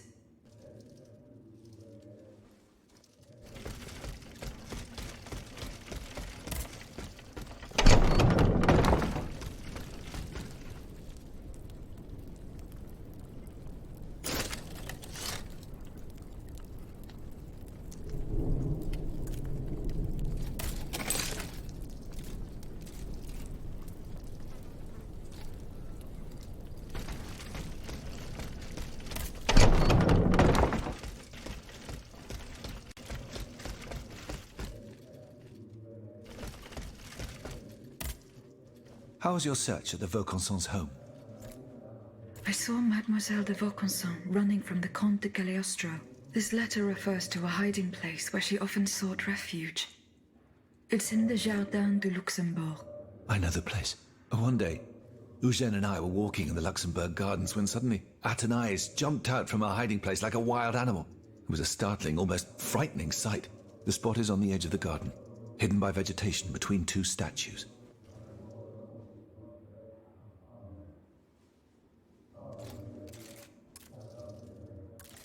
Goodbye, Monsieur B.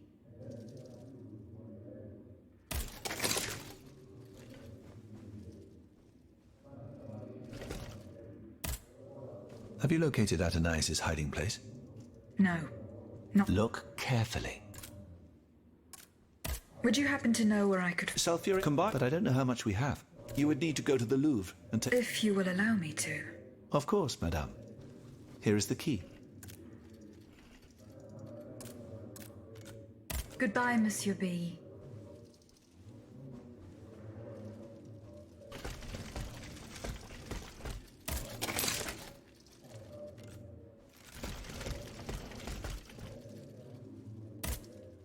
Have you located Athénais' hiding place? No, not yet. Look carefully. I'm looking for a way to force a lock that is supposed to be unbreakable. Monsieur de Mirabeau advised me to ask you for help. But I'm an astronomer, mon enfant, not a locksmith. I know my way around lenses, filters, racks and tripods. But I've never given a moment's thought to how a lock works. God, Monsieur de Mirabeau, où est-il, ce brave homme? He has left. Excuse me? To you that's madness. What was... Intriguing indeed.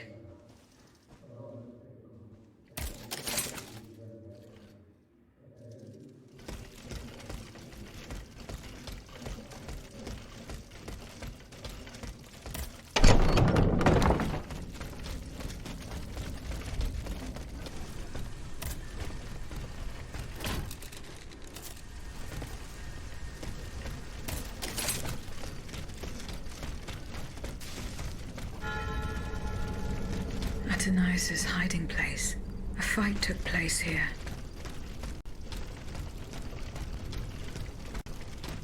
Franciscus Antonius. What unusual names.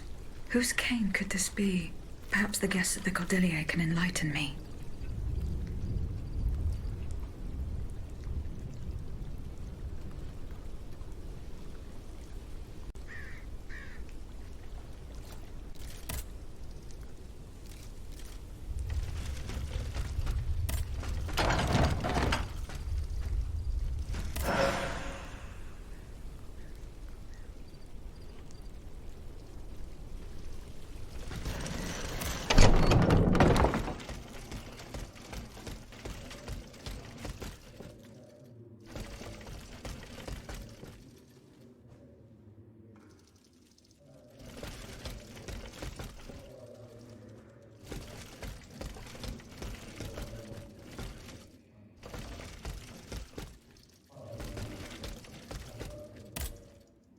Monsieur Lavoisier. What can I do for you, Aegis? Do the names Franciscus Antonius mean anything to you? No, nothing really. Francois Antoine, maybe? No, nothing with... I'm sorry, madame. Goodbye, Monsieur Lavoisier. Monsieur Bailly. Does the name Franciscus Antonius mean anything to you? I imagine that we're actually looking for someone named, but no matter how hard, I'm afraid it doesn't ring a bell.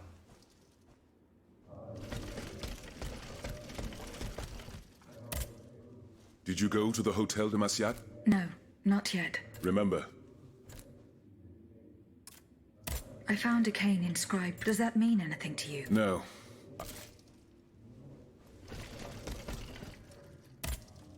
Monseigneur. What can I do for you, Aegis? Do the forename... Go on. Franz, I'm sorry, Aegis, but that...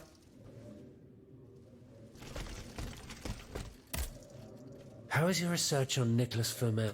I have done nothing yet. Don't take too long. Don't forget that the tomb is... The church isn't far... Franciscus Antonius. Does that mean anything to you? Let's see. François Antoine. No, that doesn't mean anything to me. Désolé, ma chère. Goodbye, mon père.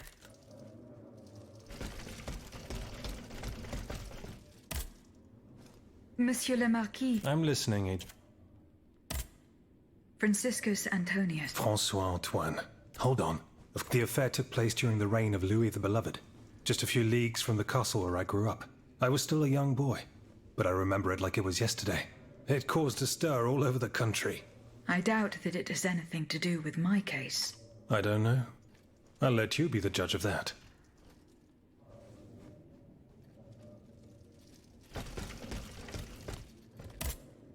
Monsieur Necker.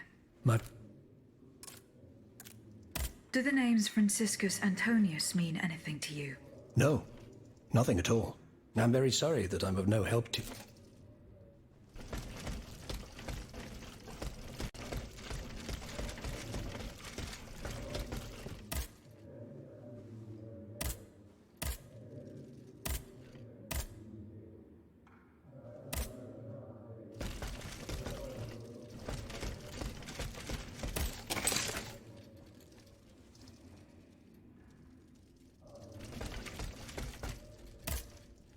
Monsieur le Marquis. I'm listening. Goodbye, Monsieur le Marquis. Monsieur Necker. Madame? Goodbye, Monsieur Necker.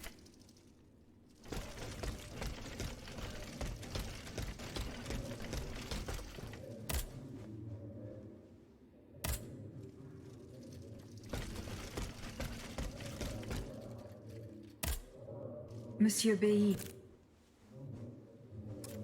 Goodbye, Monsieur. What can I do? Goodbye, Miss.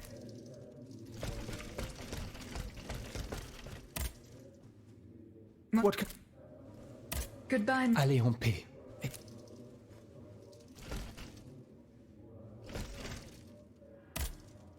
How is your research? I have done nothing. Don't take too long. Don't forget that the church isn't far. Goodbye, Mom.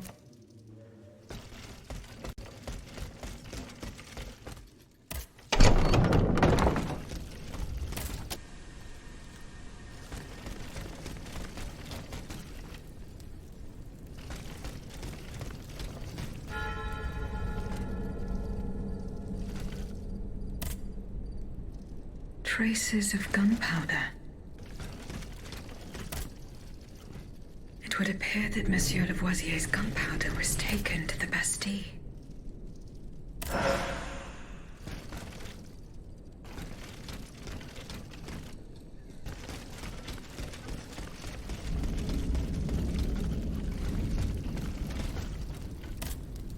Some worshippers were able to escape the automats.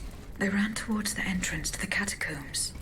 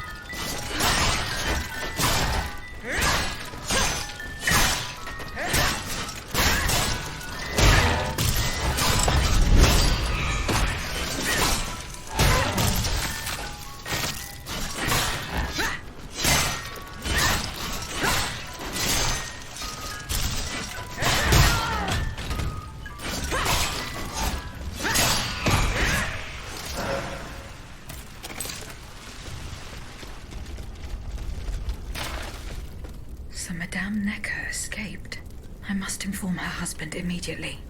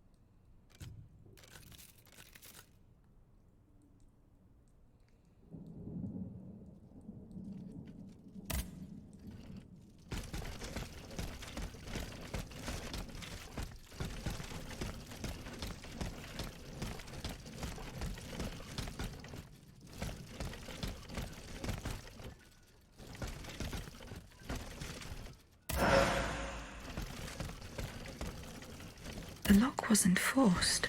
Whoever opened it had the key. Monsieur Necker's bonds are still there. There's something engraved on it. H.G. Riquetti.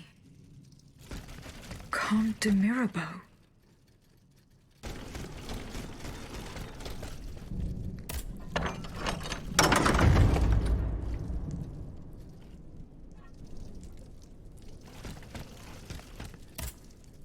I have just come from the Tuileries. The Armoire de Fer has been ransacked. Diable. Someone beat us to it. This is very unfortunate. God only knows what we would have found there. Whoever it was had to fight for it. I found a body there, killed by automats. Mon Dieu. How dreadful. Dreadful indeed. Especially since I discovered this in the victim's hand. And what is that, pray tell? A dueling pistol. With your name engraved on its plate. Oh, May we? You're right. It is my pistol. It was stolen along with a number of other things. It happened just before the Estates General at my lodgings in Versailles. But how on earth did my weapon end up in the hands of this poor soul? I am certain we will find an explanation. I'm going to have a look around. With your permission, of course. Well, since I'm in no position to dissuade you...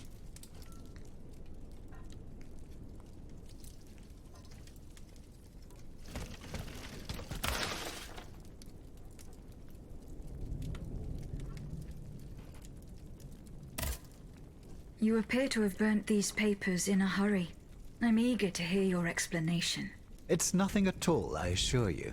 Frivolous letters that were cluttering my desk.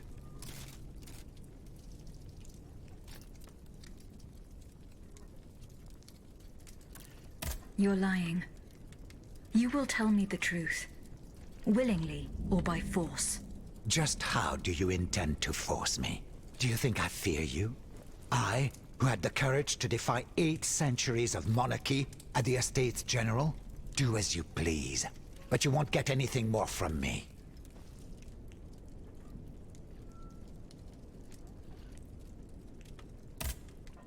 Whether willingly or by force, you will tell me the truth. You're wasting your time.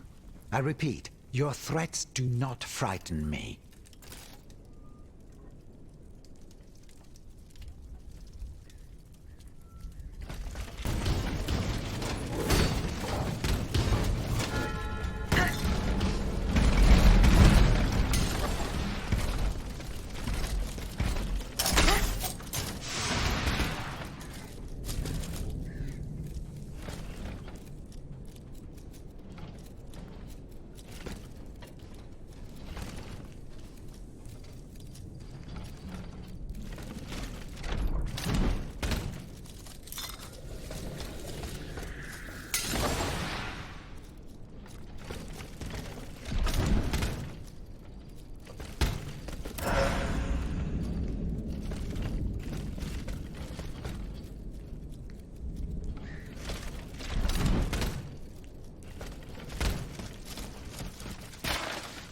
Field with the dead tree. I might be able to stop this experiment.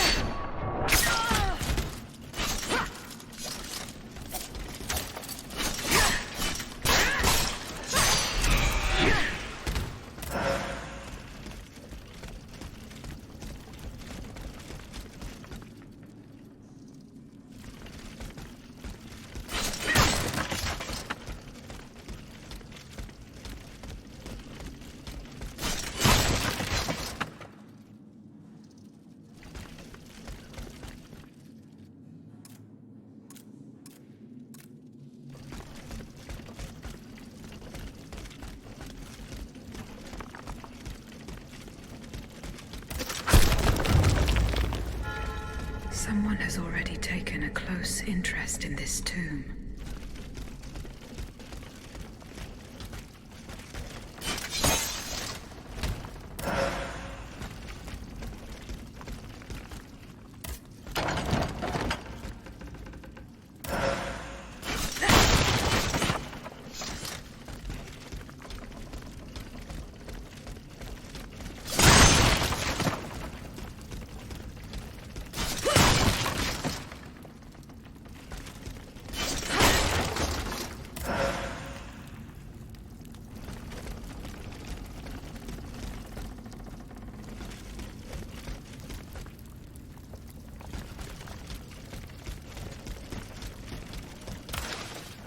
Go to the Tuileries and follow the directions on the receipt.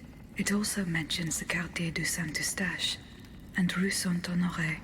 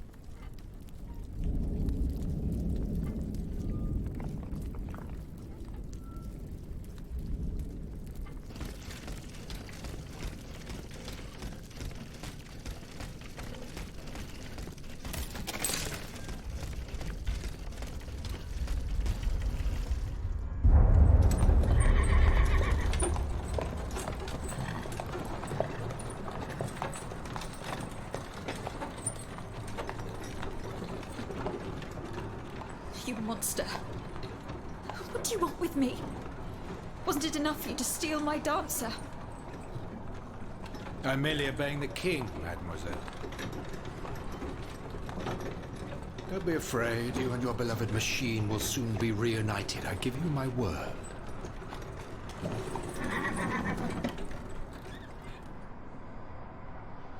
Voila, here we are. Do you see that window? That's where she's waiting for you.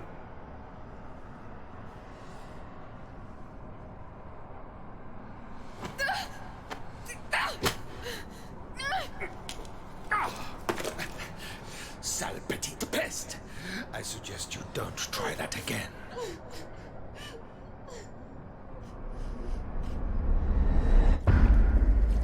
Atanias.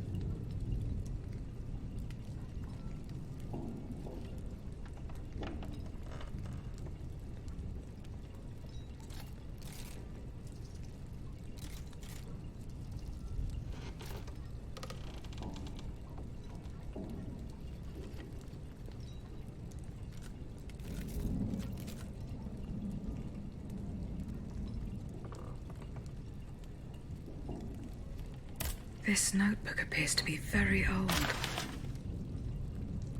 I should show it to Abbe Gregoire.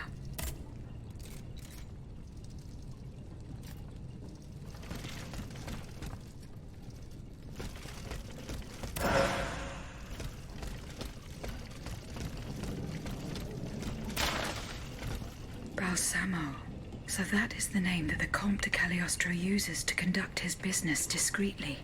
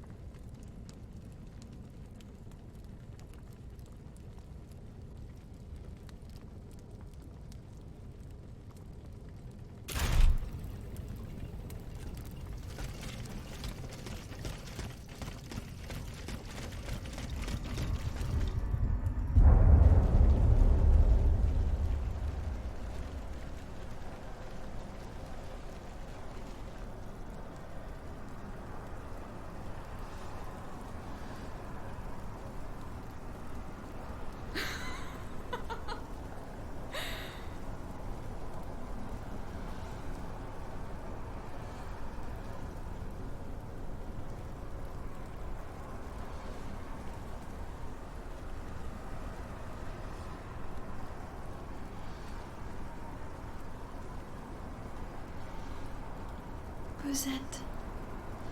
You're so beautiful.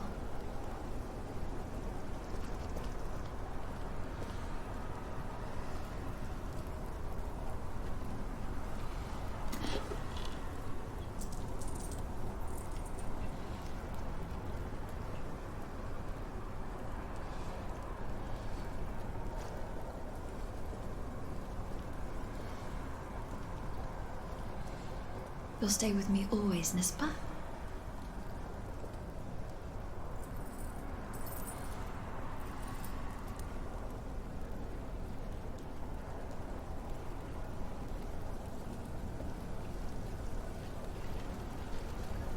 Without you, mon ami, I'd be all alone.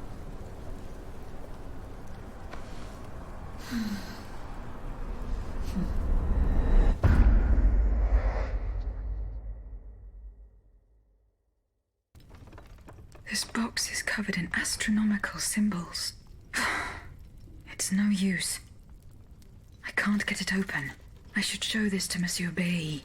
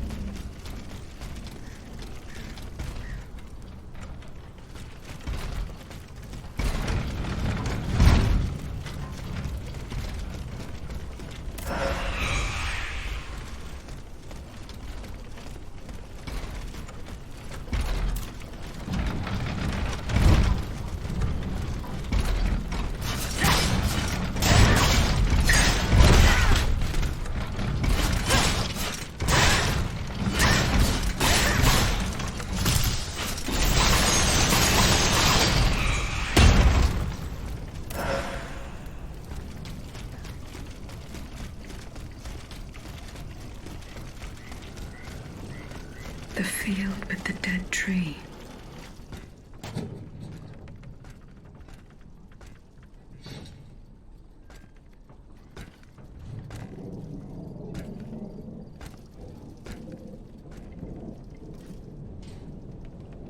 Don't move!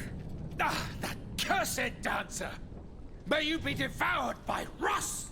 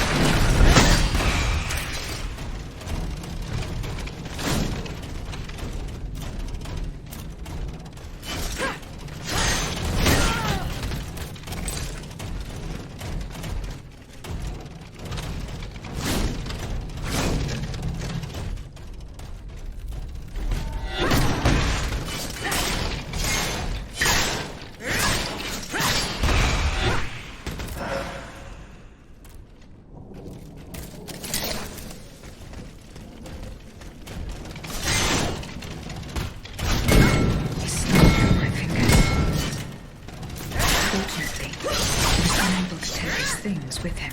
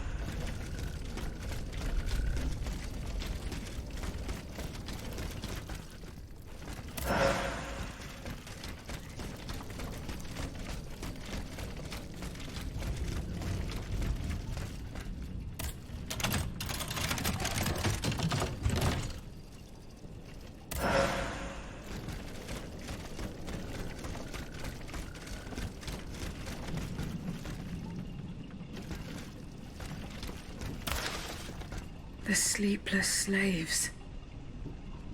They meant the automats. Feeding off the blood of innocent people. Monsieur Raymond was completely mistaken.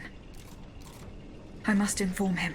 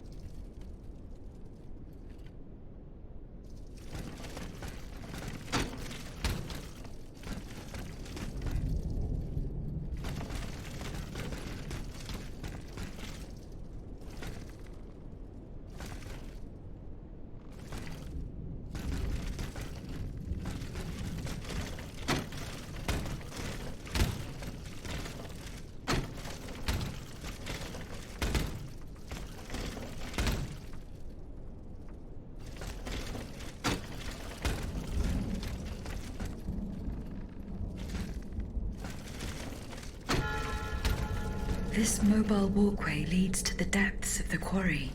I will explore the area and try to find a way to make it work.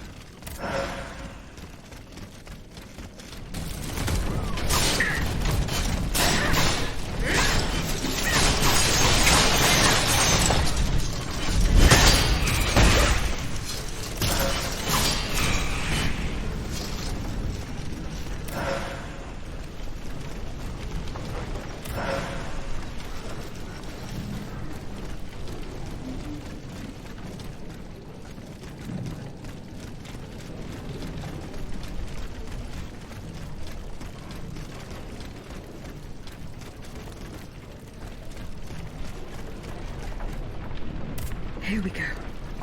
That should work.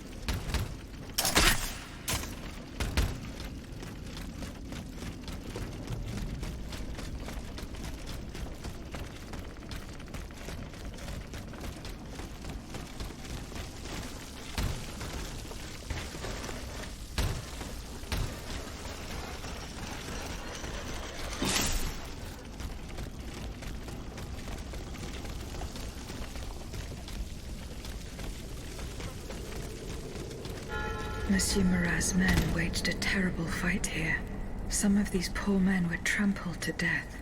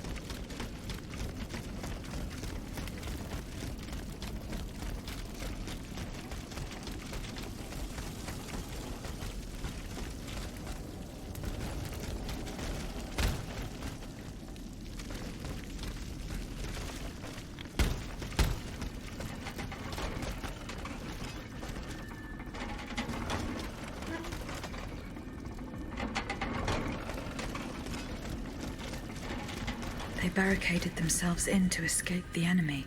The only way through is the hard way.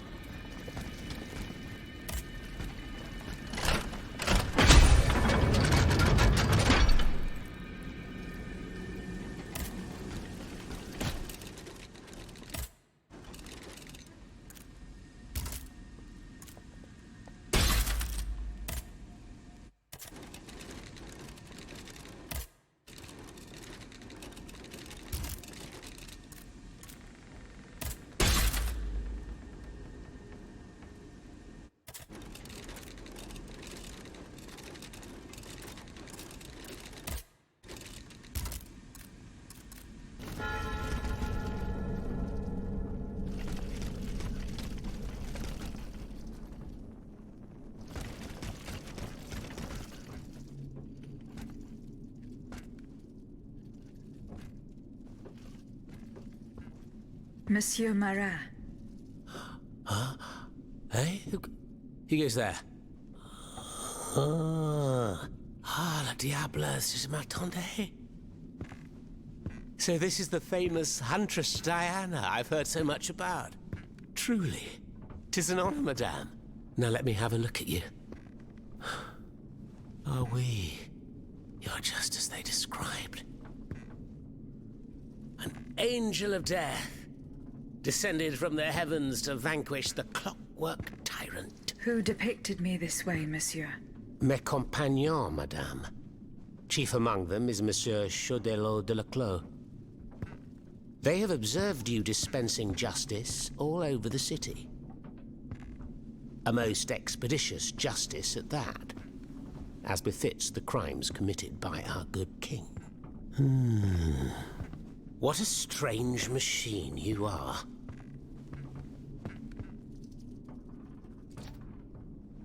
Gifted with intelligence, clearly, but also with speech and the freedom to do as you please. Cependant, you are still an automat. Who is your master?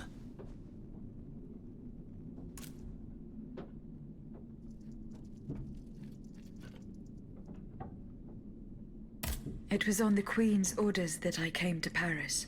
The poor thing. To what new level of desperation has her husband's madness driven her? Does she finally intend to leave this kingdom, where she should never have set her dainty little feet? No, monsieur. She means to put an end to her husband's madness. What, with you? You in what army? That's quite amusing, you must admit. And you, Monsieur Marat? Who is your master? I serve not a master, but a cause. That of the Duc d'Orléans.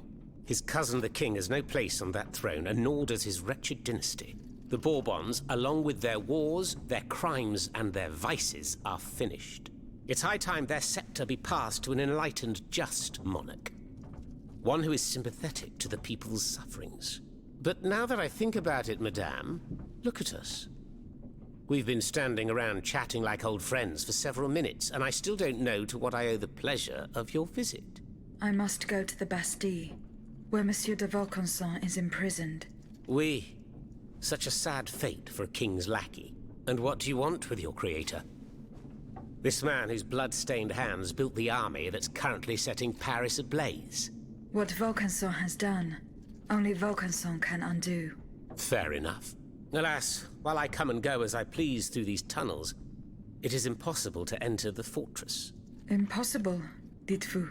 A sanguinary automat is spreading death and terror in the depths of this quarry. At the cost of their lives, my comrades were able to sabotage the floor of the cave to limit its movements. Nevertheless, it stands between you and the tunnel that leads to the Quartier du Temple. And that's the only way to reach the Bastille. And yet that's exactly what I intend to do, Monsieur Marat. À votre guise. I shall not attempt to dissuade you. There is one small thing, though. I had to disable the mobile walkways to protect myself from the automats. But since you managed to come here, I assume you already know a lot about these devices. Indeed. Here. This would allow you to reach the lower tunnels.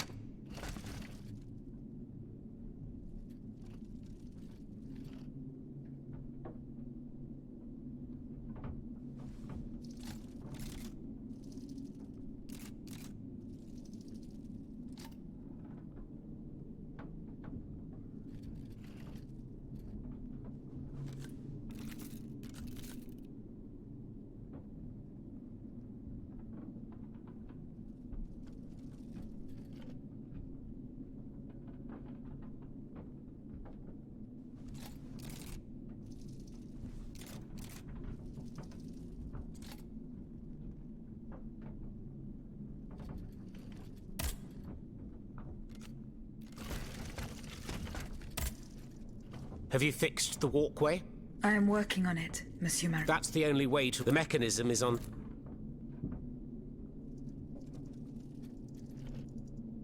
Monsieur Marat, did you take part in an operation that aimed to kidnap the Dauphin and his sister Charlotte?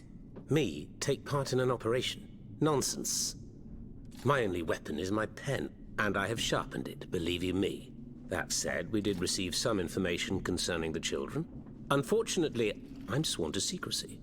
If such an operation did indeed take place, Monsieur de Leclos would have been the one behind it.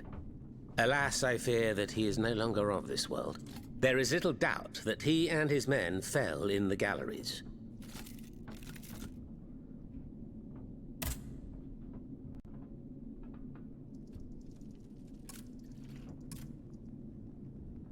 Dites-moi, Monsieur Marat, what exactly are you doing hiding in a quarry? I've made a lot of enemies. In my publications, I have always denounced the corrupt, and those who corrupt them. These vampires who cheat the weak and bleed the nation dry. Chief among them? That crook Lafayette. That Trenz Sabre. A career soldier who thinks he's Caesar. Not content to maintain an army of rats, this Blondin has all the Châtelet's judges in his pocket. It seems my prose upset him, as he swore to hunt me down. If I hadn't fled, I'd have been done for, there's no doubt about that. Who are your compagnons? Patriots who come and go in the quarries throughout the city, under the command of Monsieur Leclos. Alas, there are few left. And I wager that it won't be long before the machines that have taken over our hiding place find me. My hours are numbered. Mais vous-même, have you found any companions for yourself? Members and supporters of the Third Estate have gathered at the Cordelier Convent. Would you be so kind as to name them?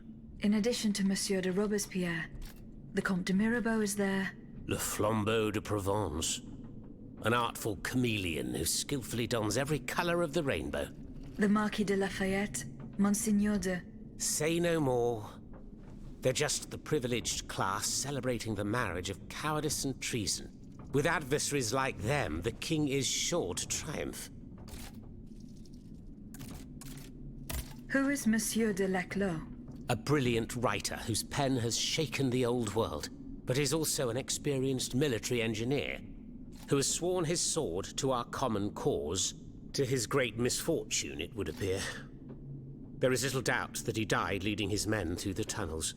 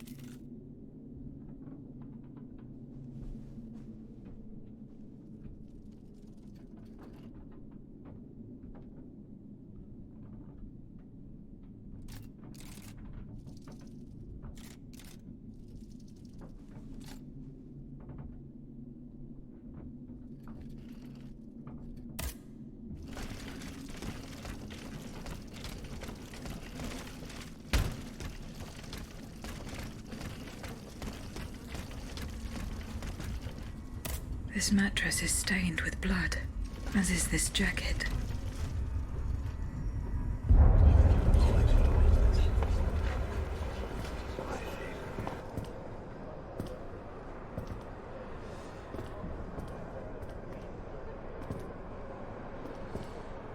Look at them, parading around like peacocks. These scoundrels, rotten to their very core. See how they proudly display their vices and shameful privileges, tirelessly working to drag morality through the mud, trampling love itself. The Queen is said to have read your liaison before her husband banned it. It's hilarious, isn't it? I'm not surprised. No matter how hard I work to denounce their immoral practices, the aristocrats saw my novel as nothing more than a light-hearted bit of fluff. How naive I was to imagine that my pen could slice away the gangrene of their debauchery. Well, fortunately, you have more than one string to your bow, mon capitaine.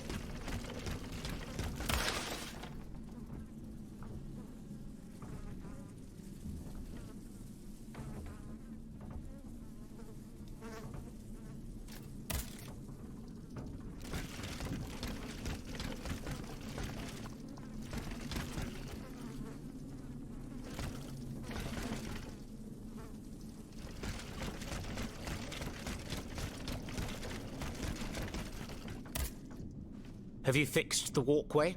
I am working on it, Mr. That's the mechanism is on... Who laid on this blood-stained mattress? Oh, it's a strange story. I suppose you heard about what happened in Place Dauphine?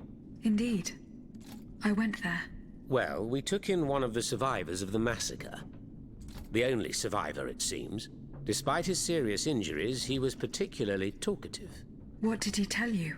He kept saying that Lafayette was a traitor in the king's pay. That the flaxen-haired hero had deliberately handed his brand new National Guard over to the automats. What evidence did your guest have? Nothing substantial, unfortunately. It was based on a simple rumor that was circulating in the camp shortly before the Royal Army attacked. It would appear that several volunteers carried a yellow cartridge in their cartridge pouches. Most likely a subtle way for the conspirators to recognize each other. The subsequent disaster would tend to confirm this hypothesis. Vous ne croyez pas? These are suspicions. Nothing more. Right you are. Oh, if only I had proof of this conspiracy. Then I'd be able to scutter the ambitions of that cur Lafayette for good. the would-be dictator's plans would be foiled. I must get to the bottom of this urgently. Very well. I encourage you to do so. But remember that the Marquis could not have acted alone. If you can't find anything implicating him, look into the members of his staff.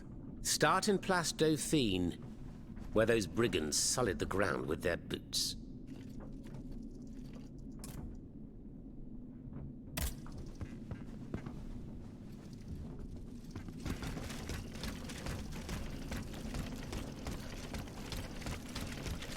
Thanks to what I learned from Monsieur Marat, I will use the mobile walkway to reach the lower levels.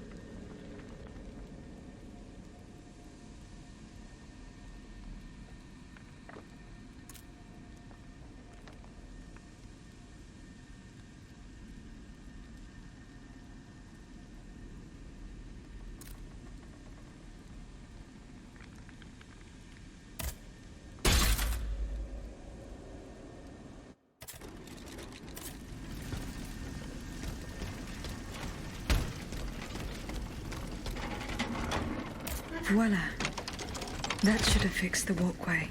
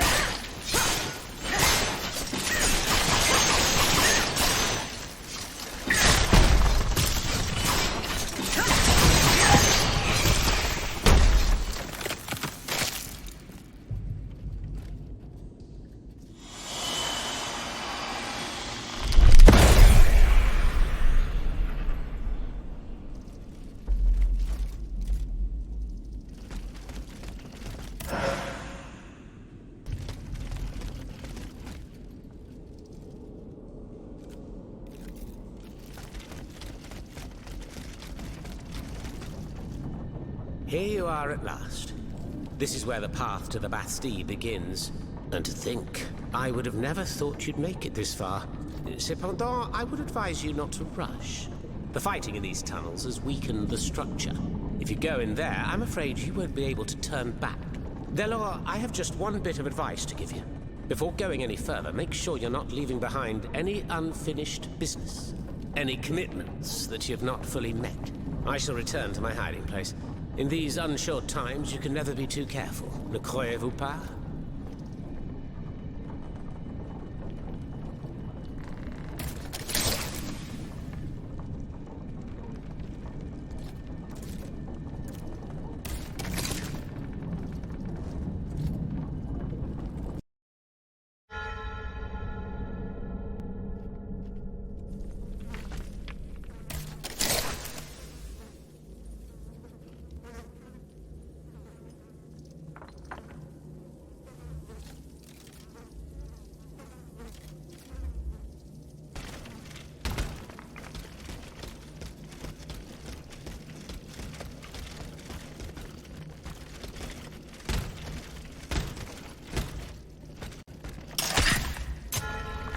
There's no turning back. From now on, I will have to do without a carriage. The Bastille is to the south of the Temple.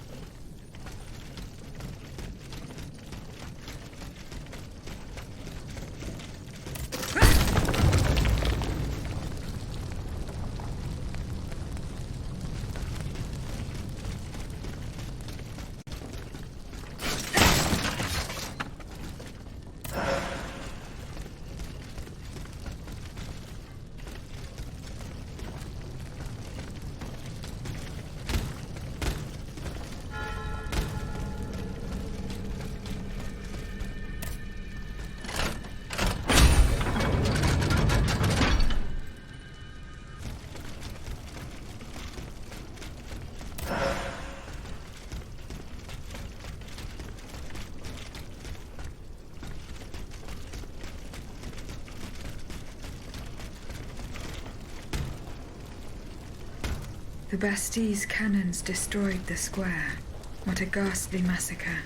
It seems that the artillerymen used Monsieur Leclos' devastating cannonballs.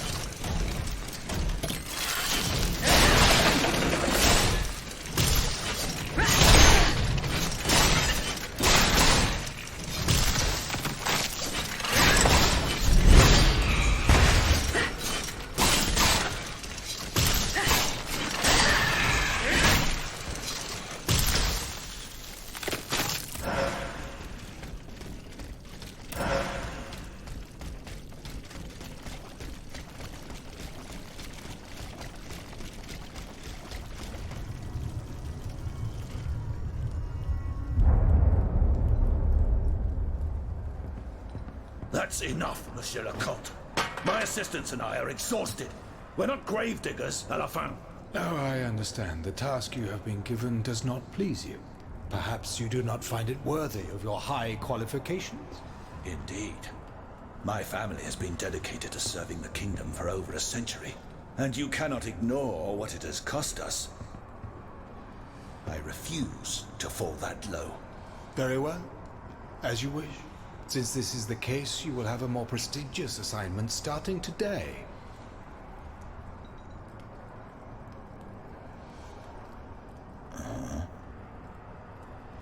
Was there anything else? What about my assistants? Will they come with me? Unfortunately not, mon ami. But I promise you that they will never complain about their fate again.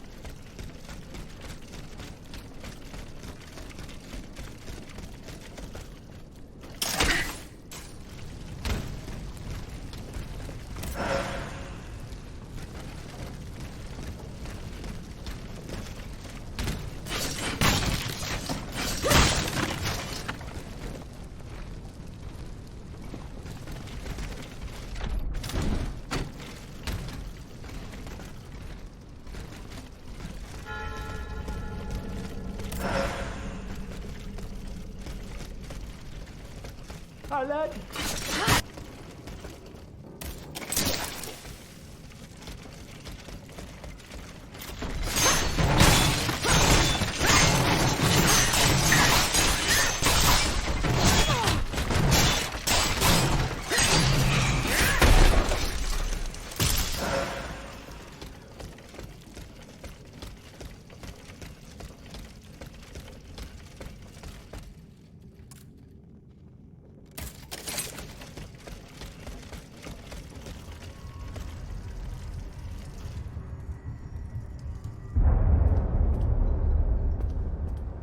Monsieur le Comte! Monsieur le Comte, are you there? The prisoners, they're suffering.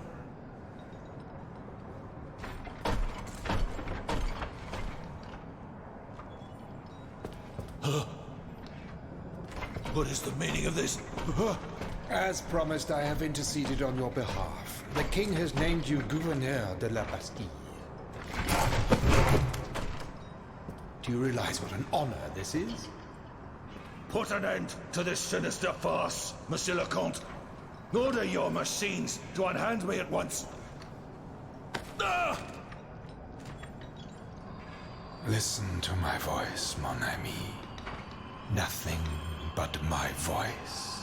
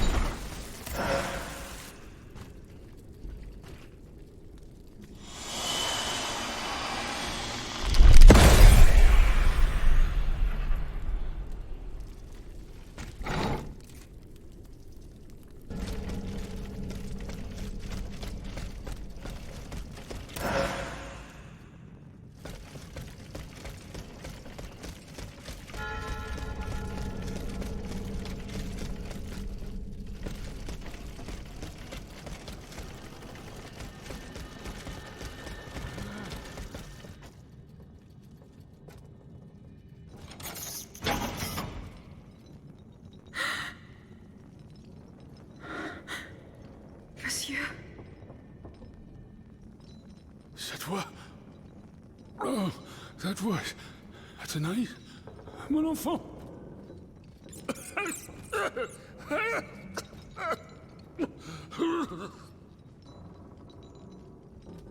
Oh mon Dieu. They did it. They did it. They've turned my sweet daughter into a cold machine. It's all right. Stay calm. Well, Lydia, what has Cagliostro told you? Has he sent you to put me out of my misery?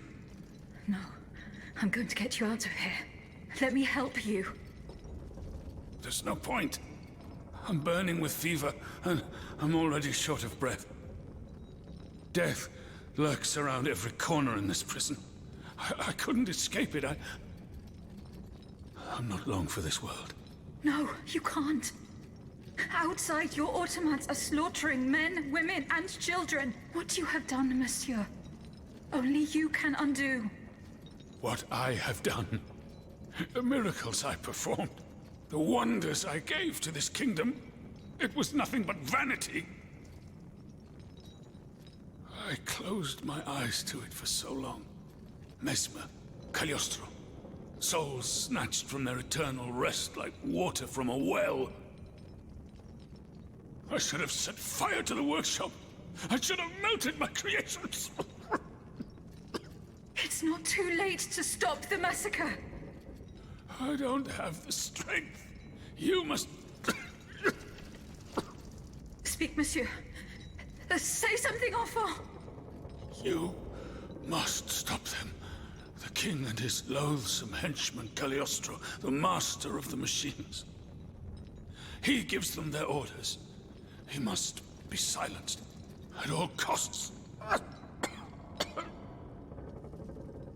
Take my hand.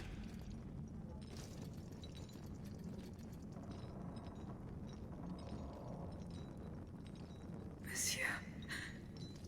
Monsieur. Father. No, no, my pauvre enfant.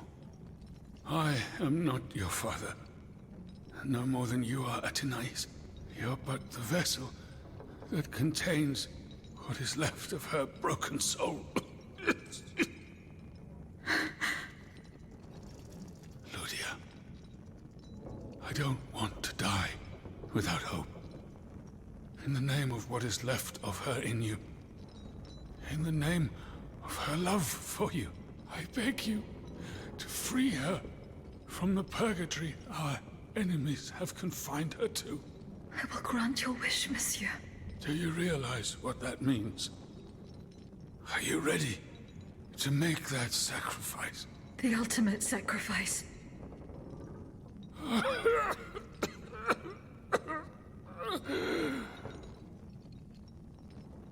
Ma fille.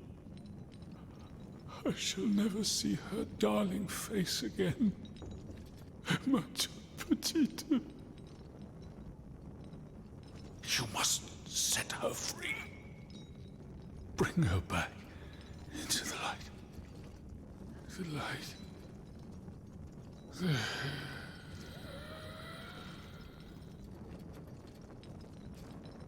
Monsieur. Monsieur. Monsieur.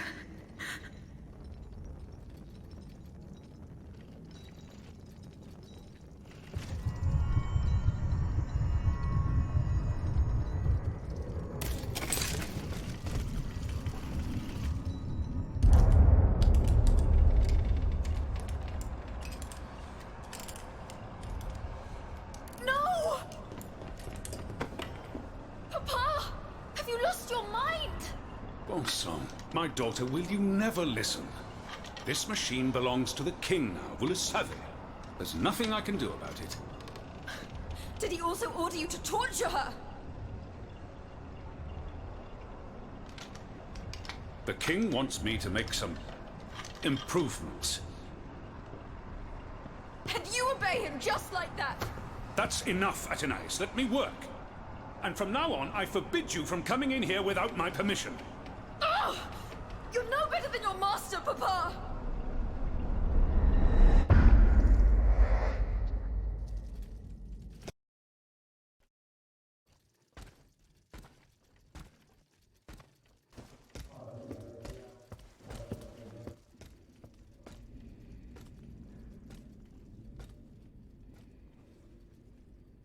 Citoyen, I come bearing sad tidings.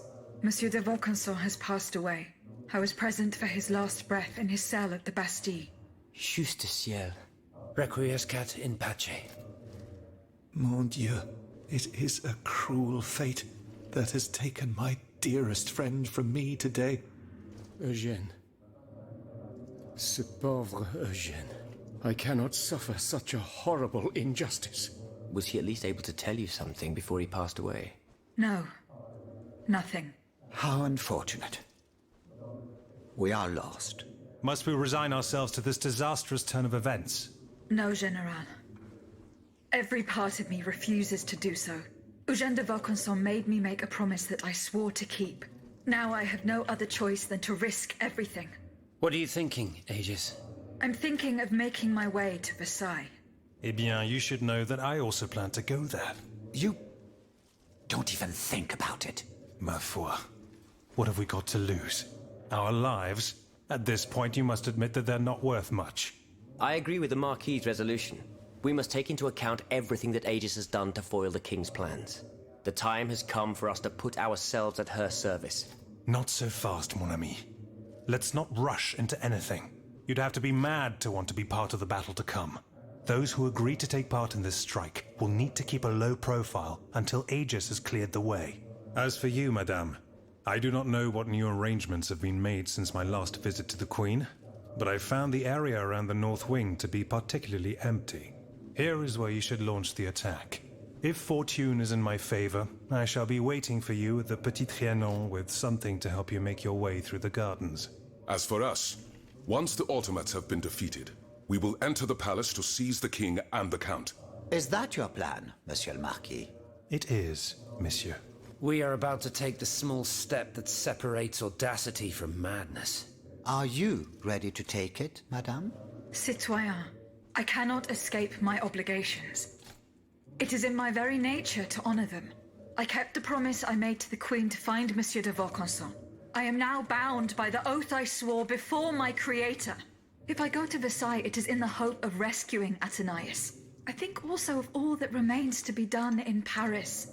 And what's more, you demand my help to make you masters of the king. It is a heavy burden that we place on your shoulders. But once again, we must leave it up to you. Take your time, Aegis. A hasty decision could lead to disaster. We will be ready for action when the time comes. Pour la nation! Et pour le royaume!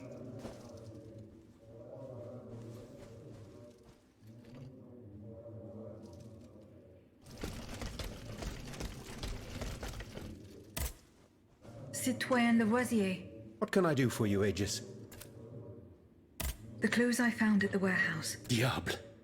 You must find a... Goodbye, Citoyen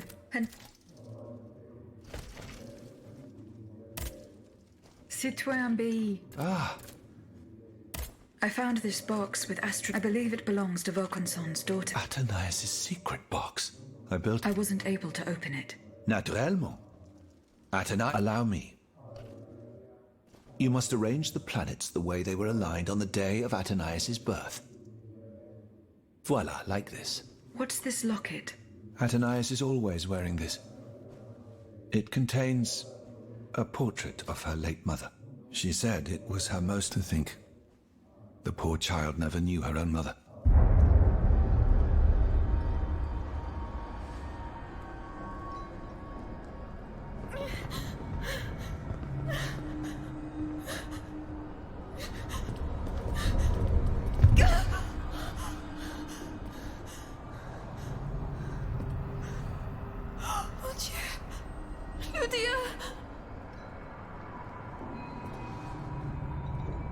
Monster! What did you do to her?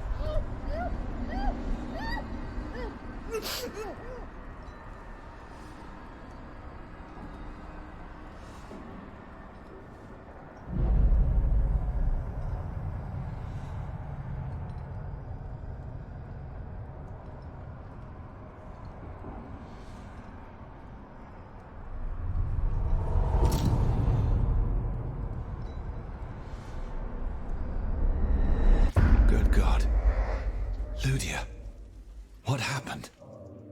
You froze the moment you touched the locket. I thought I'd lost you. I saw her. Athénaïs de Vaucanson. The Comte de Cagliostro has her. Mon Dieu. It is just as I feared. He bound her spirit to an automat. Please, say no more. Athénaïs. It is her spirit that animates you. Is it not? Yes. I believe so. Seigneur, quelle abomination. Where can I find Athénaïs' body? God only knows. Although I assume that the Comte de Cagliostro is taking pains to keep her alive. This is certainly the only way to keep her spirit alive in you.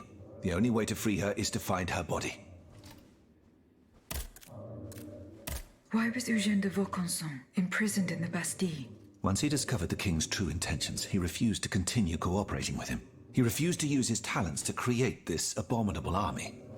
But the king didn't take kindly to his resignation. Eugène did manage to get a letter to me just before he was arrested. Here, take it.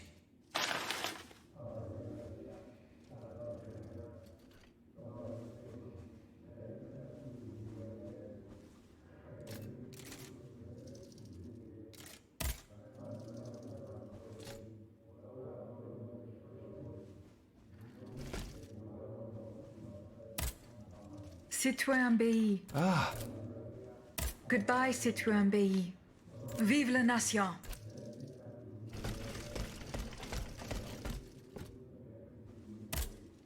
Citoyen Raymond. Can I help? I went to the Hotel de Massiac as agreed. What I discovered goes beyond your darkest conjectures. The club's members have no intention of merely depriving their slaves of rest. Rather, with the tyrant's support, they plan to replace them with automat harvesters. Naturally, Cagliostro, that cur, is behind this. Ma foi. But such a plan would certainly only improve the lot of these unfortunate people. You are mistaken, mon père. If the planters get their way, they will have a greater need of slaves than ever. Only this time, they intend to slaughter them to power their machines. Quelle abomination! Par tous les saints. 4 days ago, the Paris Guard captured 100 black people. They were to be sacrificed as part of an experiment to test the effectiveness of the automat harvesters. Luckily, I was able to prevent the massacre. Where are they now? In a place they call the Dépôt des Noirs. I don't know where it is, but I managed to get the key. It bears the inscription, Tour du Diable. The Devil's Tower is a prison in Vincennes, within the chateau walls. That's 3 leagues from here. We'll only be able to free the prisoners once we're able to move freely ourselves. At least they were spared the fate that the king and his accomplices had planned for them. And what will you do with the 2 servants you employ, Monsieur Raymond? I will continue to treat them well, as I always have. However, under the laws you insist on following, they will become slaves again the moment they leave the kingdom for Saint-Domingue. Certainly not, Monsieur de Robespierre. What kind of a man would I be if what I have heard had not opened my eyes? The planters of Massiac have been proven to be nothing but avaricious murderers. I thought I was dealing with opposition, but now I discover them to be vile enemies, from whom it would be vain to expect any compromise. From this day on, I will fight against their interests with all my strength, and will not lay down my arms until the last slave in the Empire has been freed. Rest assured, then, that the people will fight by your side, Monsieur Raymond. That's the spirit, my friends. Vive l'égalité.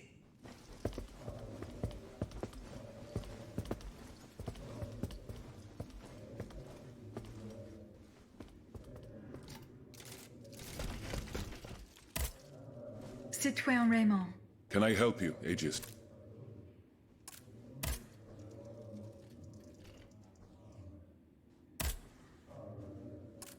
Goodbye, Citoyen Raymond, and may liberty... Monseigneur. What can I do for you? Goodbye, Monseigneur. Vive la nation. If that is your dearest wish, then so be it. Can I help you, Aegis? I hope so. I'm listening. What is the significance of these objects steeped in memories? Nemes. I have reread every work that I have on them. pages that have remained unintelligible to this day. These echoes go back to the beginning of time, to that fateful day in ancient Greece when some dark magician took it into his head to bind a soul to an inanimate object. You see, Aegis, there is nothing more diabolical, nothing more unnatural than this sorcery. The soul is the very essence of the divine. It refuses to submit to such an abomination and resists, eventually breaking. The earliest necromancers whose works have survived through the centuries all describe the same phenomenon. When a soul is fragmented, 3 shards of memory are torn from its consciousness and take shelter in 3 objects that the victim held dear. It's as if these memories wish to remain bound to the mortal who had held them until then. I found this notebook written in Latin. Indeed. Medieval Latin, to be precise. Oh, hold on. Bon sang. Aegis, what a find. This handwriting, I would recognize it anywhere. It's in Nicholas Flamel's own hand. Give me some time to study this, and I'll tell you what I'm able to glean from it. Have you finished reading the notebook, mon père? Yes, Aegis, and what I learned from it puzzles me. In this diary, Flamel tells of 3 journeys. 3 journeys into what he calls the in-between. A strange world filled with wandering souls. Tormented spirits that are unable to ascend to heaven. This world. It's where Cagliostro's victims were trapped until I freed them. En effet, I believe you're right. But that's not all. Flamel planned to return there a 4th time. He wrote this in the final paragraph, in his handwriting, dated 21st of March 1418. That was the day before he died, Aegis. What if his body died while his soul was traveling through limbo? What if he were trapped, a prisoner in this purgatory? Aegis, because of your unique nature, we have an incredible opportunity. What do you mean, mon père? If the soul that animates you has been bound to the automaton that serves as its vessel, then it can be separated from it too. And if this were the case, the soul would travel to purgatory, where Cagliostro entraps the souls of his victims. Hold on. Are you trying to convince me to go and find Nicholas Flamel? I'm offering you a chance to speak to the man who discovered the Philosopher's Stone. Surely you won't pass it up. Assuming I agree to venture into purgatory, do I even have a chance of finding him there? Certainly. According to this journal, the soul flies to the zenith of the place where it left the body of the deceased. Or that of the pilgrim, in this case.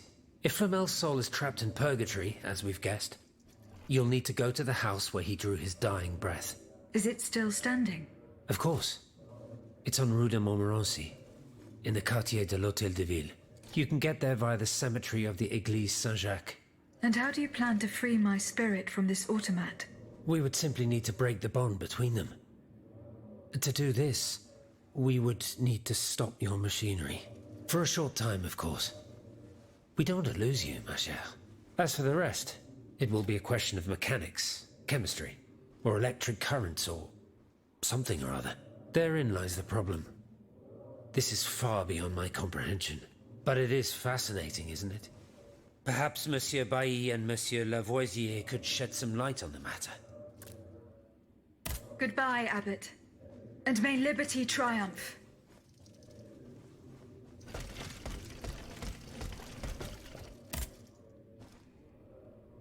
General left. Do you need help, Aid? General, you are accused of having delivered the troops who had gathered in the Place Dauphine. Calumny.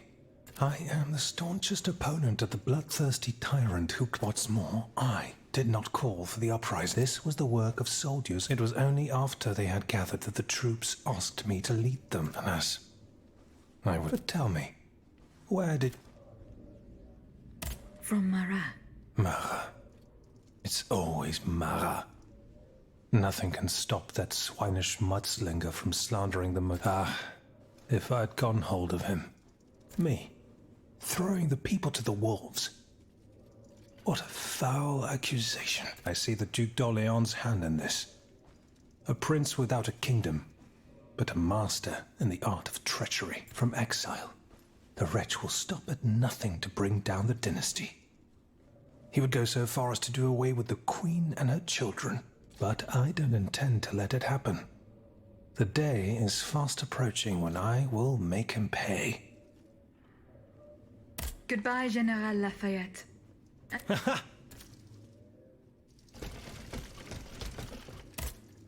Citoyen Necker.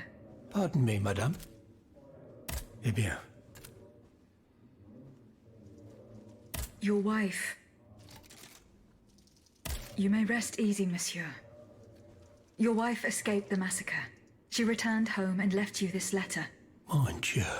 She's going to meet our daughter and son-in-law at our charity hospital. She may already be there. Madame, I did not dare to dream of such an outcome. My wife and daughter. Can you imagine? And I thought I had lost both of them. The three of us will be able to leave the kingdom and put these horrors behind us forever. What about the bonds? Oh, the bonds. Do with them as you see fit. As long as the king does not use them. As for me, I'm going to find my family at once. Thank you. From the bottom of my heart. I pray that your efforts will be successful. Adieu, madame. Adieu. Minister Necker has given his bonds to me. That's quite a nice little sum. Can you imagine? That's 1/5 of the kingdom's entire wealth. Wealth that the king squanders for his personal benefit according to his whims. Ma foi. Monsieur Necker certainly has been very generous to his adoptive country. Generous? I have my doubts. The loan was granted at a very high rate. So high, in fact, that it would have dug the deficit into an even deeper state of abyss. Eh bien, messieurs. To what use shall we employ this boonful fortune? If I could spend it, I'd do everything I could to return to the people their confiscated freedom. To begin, I would get them the bread they so sorely need. It is only after the scourge of famine has been vanquished that armed patriots might then be able to rise up against despotism. And where will you find wheat, Robespierre? Will you steal it from under the noses of the automats who have sworn to destroy the human race? As for arming the people, this is another one of your delusions. How could your ragged pack of wretches win any sort of battle? They'd be unable to lift a sword. When you insult the people, you insult me, Monsieur de Lafayette. I am not insulting anyone, Robespierre. But I happen to know what it takes to fight. Unlike you. Monsieur, I was but a lad of 15 when I took up arms. And everyone here knows my role in the liberation of America from British rule. If you allow me to dispose of these bonds, I will found an army that will annihilate the Clockwork King's diabolical machines. As soon as I have the opportunity to leave Paris, I will rally the officers and troops that are stationed in the provinces. Then, I will call for a mass uprising. I will have more than enough money to pay their wages and procure the weapons we need. And you will have obedient troops at your beck and call, ready to repress anyone who challenges your power. These troops will only serve the will of the people. I swear it. Are you sure that the king has spared the rest of the kingdom, Monsieur le Marquis? I am almost certain of it, mon père. Despite all of his resources, the king does not have enough manpower to occupy all the garrisons in the country. Aegis, no member of this assembly can force your hand. The choice is yours. To whom will you entrust Monsieur Necker's bonds?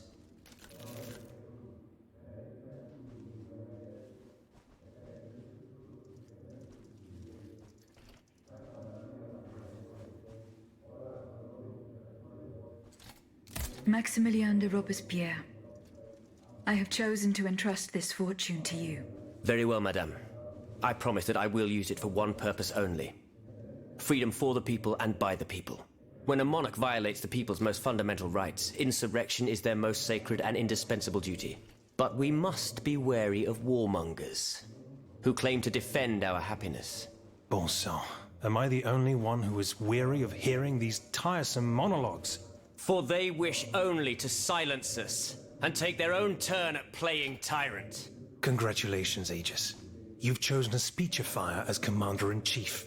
I am sure the king will be delighted to hear this. He need not fear for his throne now. And you, General? Have you raised your sword against our enemy? No, but I have always worked to... Enough! Your words express only desires, no less than those of your rival. You'll agree that the situation requires more than that. The members of this assembly will work together to defeat the Clockwork Tyrant. But you must cooperate and do as I say. Because I, and I alone, will be dealing him the fatal blow.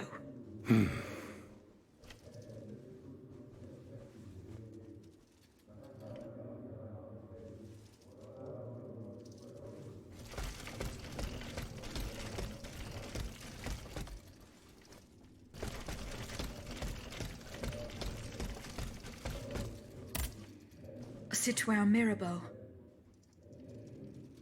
What does this letter... Who gave you the right to read my correspondence? I'm curious about how you got rid of Italia. As if it burned your fingers.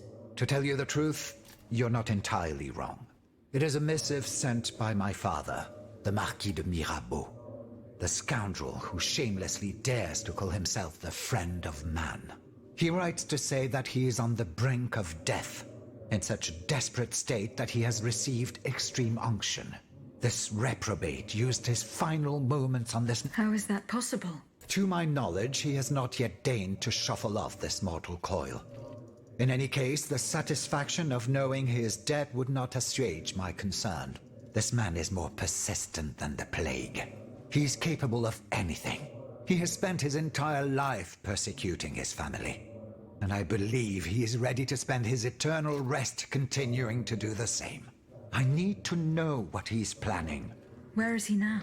At his home in Argenteuil. Given the circumstances, going to ask him for an explanation is out of the question.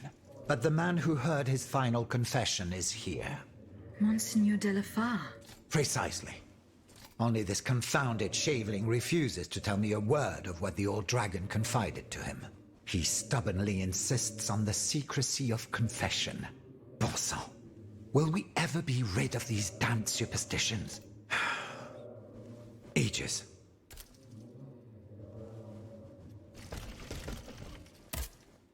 Were you able... No. Goodbye, Citoyen. And down with the... Citoyen Robert... Madame. As for the land...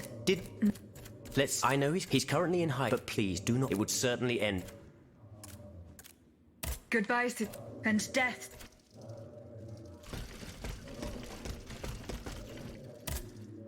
Citoyen... What can I do for you? Do you think there is any way to interrupt my internal clockwork?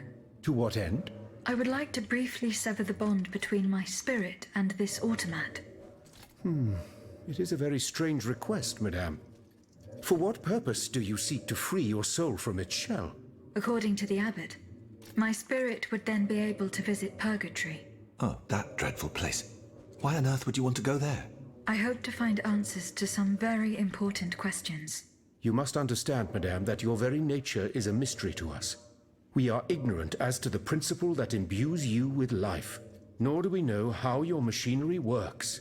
That is why it is impossible for us to make even the slightest alteration. It would mean taking an unacceptable risk. Of course, if we had documents that could shed light on the matter... Antoine, the blueprints. What blueprints, mon ami? Ludia's. Eugène gave them to me when he was working on the modifications ordered by the king. He wanted my opinion on the potential for reducing the size of certain key parts. The documents are obsolete now, but they could tell us quite a bit about the mechanical principles that are shared by Ludia and Aegis. Bon sang, you're right. Where are the blueprints now? Alas, the situation is not in our favor. I kept them in the safe at the observatory, but earlier, when I went there to collect my most important documents, before setting off for the convent, I found looters making off with its contents. Blasted scavengers. Their kind are always quick to make the most of chaos. I chased them to the quays, but was unable to apprehend them. When they disappeared into an underground passageway under the Louvre, I decided it was best not to follow them. You acted wisely, mon ami. The automats are everywhere, and the marauders don't stand much of a chance. I'll try to track them down.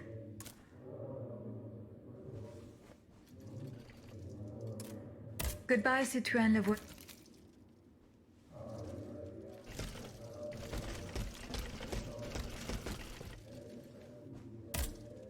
Citoyen Raymond. Can I help? Goodbye, Citoyen. Monseigneur. What? Monseigneur, I would like to talk to you about your recent meeting with the Marquis de Mirabeau. What has gotten into all of you? This has gone on long enough. I will say it one last time and pray that they will finally leave me alone. Nothing and no one will make me violate the secrecy of his confession. Have I made myself clear? Perfectly clear, Monseigneur.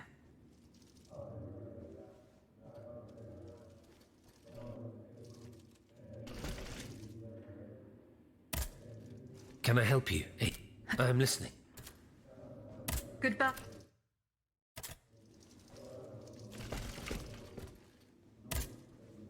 What can I... Goodbye, Mons.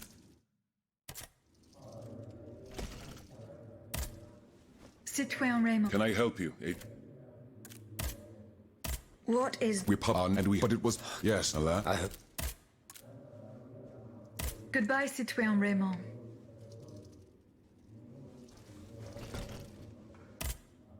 Citoyen Raymond. Can I help you?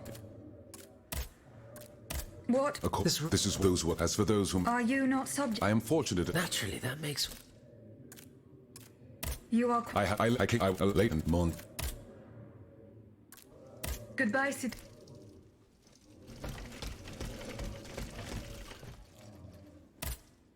Citoyen Mirabeau. Alas, the bishop stubbornly refused to reveal anything. Damn it. I need to know what my rogue of a father is up to. Let me think. In light of the cartload of threats he sent me, it's safe to wager that my sister and mother received similar letters. They may even have already suffered his revenge. However, my sister lives in Grasse in the south of France. Unless a messenger rode 100 horses to death, she could not have received this letter. Then there is my poor mother. If you ask me, I will go to find her. Yes, it's very kind of you to offer. But I couldn't even tell you where she is staying. Your own mother? Indeed. It's a very embarrassing matter. A secret, which I beg you not to divulge. I can be discreet. Rest assured. Very well. You should know that my mother, the Countess of Covey, has lost everything. Truly. First, her fortune, then her faculties. No matter what I tried, nothing could prevent her decline. It is said that she is now living on charity, in the most abject poverty in the slums of the Marais. If perchance your past takes you to this dreadful place, and if she still remembers who she is, perhaps you may meet her.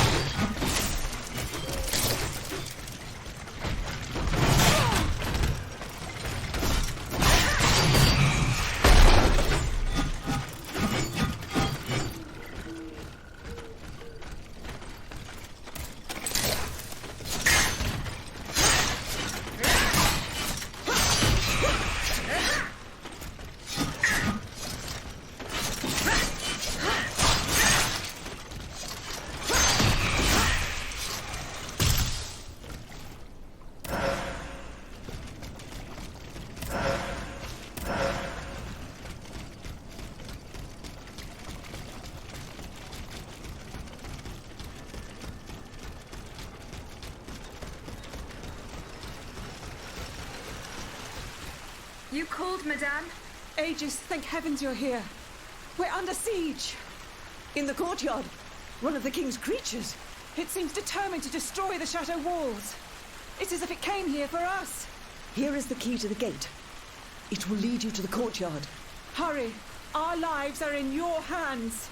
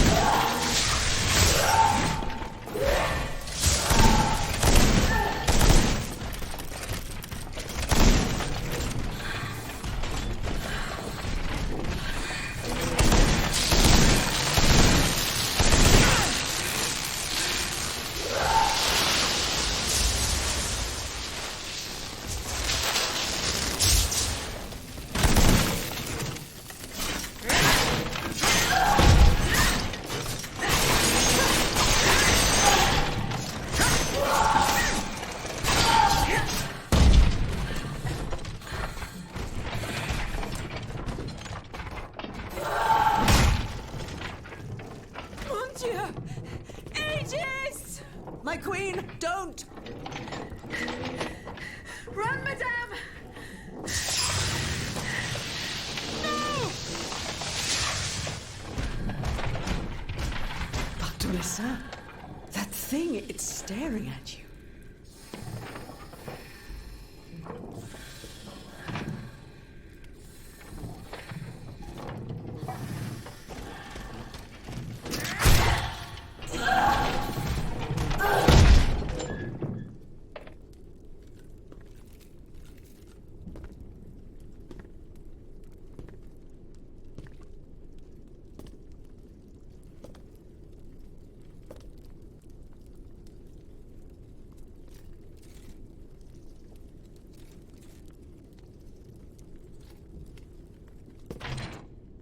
You're safe, madame.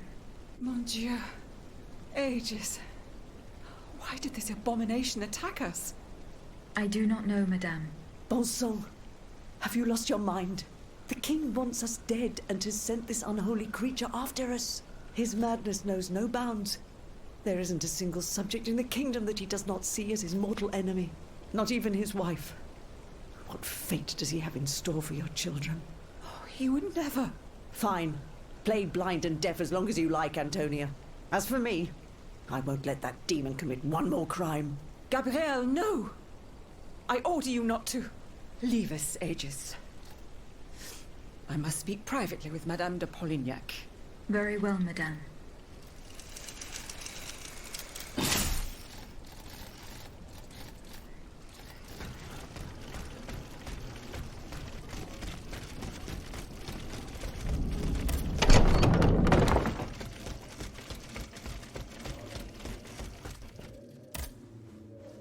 Citoyen B. Here are the blueprints you asked for. Good heavens. You found... Your thieves were not able to profit. Oh, the poor souls.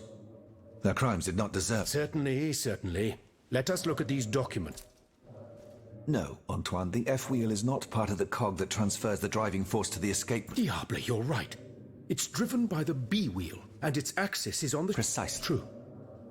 It's decided then. All we would have to do is separate these two plates to disable the entire thing. And to put them back in place at the agreed time to start the machine again.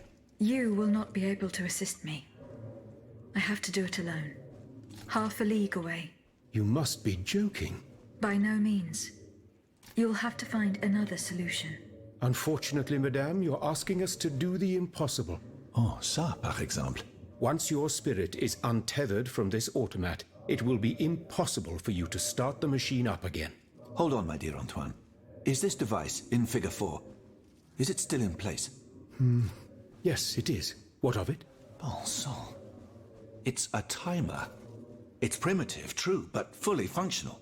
The dial has marks from 1 to 15. Probably minutes.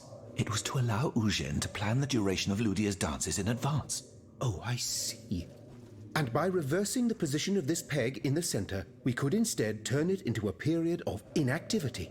Nous y sommes, mon ami. Fantastic. Will Aegis be able to operate this device herself? We'll make it easier for her. All you have to do is put a bolt there that she can remove when the time is right. Yes, a small iron rod will suffice. We won't have any trouble finding something that will do. When the timer dial reaches 0, the automat will come back to life. However, given the dial's fragility, we will probably get only one chance to try this. Are you sure that the bond between my soul and this machine will be re-established? Ma foi, I admit that we can't be sure of this. What do you say, mon père? Don't be afraid, Aegis. Unless I've been wrong from the beginning, your soul will seek refuge in the only body it has available to it in this world. Well then, shall we start the preparations? Let's begin. My fate is in your hands, monsieur. Voila. Everything is in place. When it's time, just pull on this metal loop to start the timer. Remember, you will have 15 minutes and no more before your spirit returns to your body. We wish you good luck, madame. Remember, to get to Rue de Montmorency, you're best going through the cemetery behind the Église Saint-Jacques in the Quartier de l'Hôtel de Ville. Here is the key to the gate. Our prayers are with you, my child.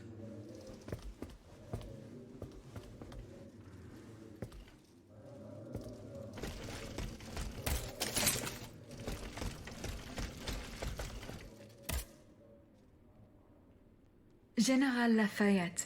Do you need help, Aegis? You lied to me, General. Now I know all about your machinations. And what could you possibly think you know? I know that you raised the National Guard for the sole purpose of taking command of it. There was nothing spontaneous about the uprising. Do you have any evidence to support your accusations? I do. I have the manifesto. Bon sang.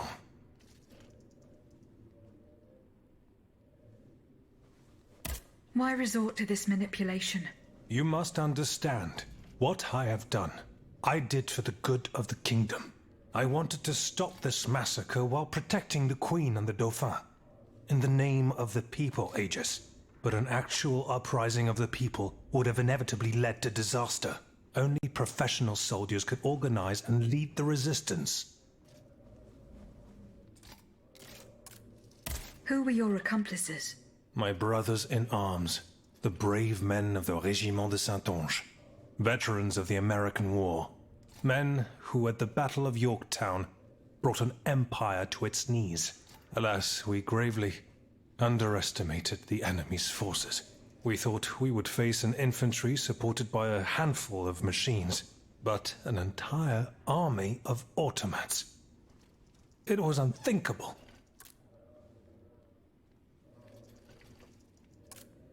Some accuse you of harboring a lust for power. The circumstances were to your advantage. These aspersions are all too familiar to me. But tell me, if I wanted the crown for myself, why did I not take it when I returned from America? When I had seasoned troops at my command and the people sang my praises with one voice? No, that makes no sense. Though I readily admit that I do believe I am worthy of fulfilling an important role for the Queen after her son is crowned. Lieutenant General of the Kingdom, for example. Or even, if circumstance requires, the Regent. Voila. Now you know everything. I haven't left anything out. However, this truth, if it were made public, would play right into my enemy's hands. So I ask you not to reveal anything I've just told you, and to give me the manifesto.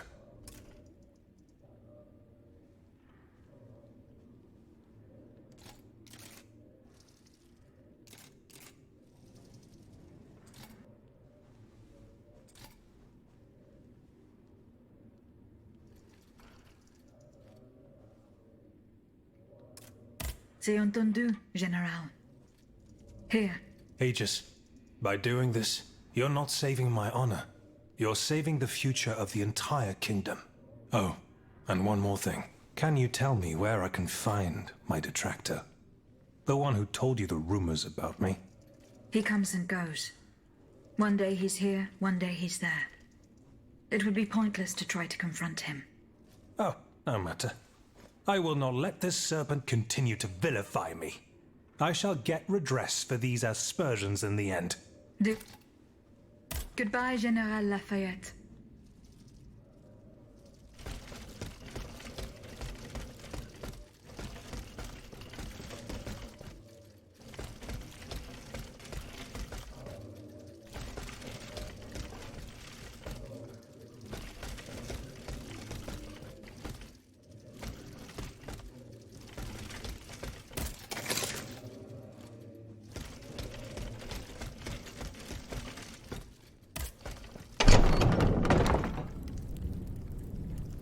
Citoyen Marat.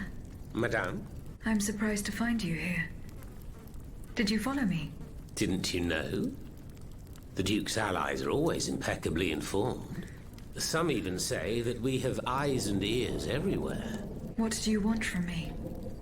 To tell you the truth, I can't wait to hear what you've discovered about the matter at hand. And I was afraid you might leave me in the lurch. You can never be too cautious these days. That's why I decided it would be better for me to come to you. You were right. Lafayette was behind this purportedly popular uprising. Aha! I've got him at last. But he had no intention of handing his men over to the king. His goal was to raise an army and command the troops himself. It doesn't matter. These troops would have allowed him to crush the Patriots and set himself up as a dictator. He lied to the people. He lied to the Assemblée Nationale. His time has come. All I need is for you to give me the proof of his treason. I have no proof, monsieur. You will have to be satisfied with my word. Your word? What good is your word to me? Do you think I can convince people by repeating baseless accusations? Believe me, I have tried, but without much success. No, it's useless. I must admit defeat. We will have either the King or Lafayette, one despot or another. In either case, my fate is sealed. I will soon join the Duke in exile, and I will abandon my beloved people to their doom. I have no other choice.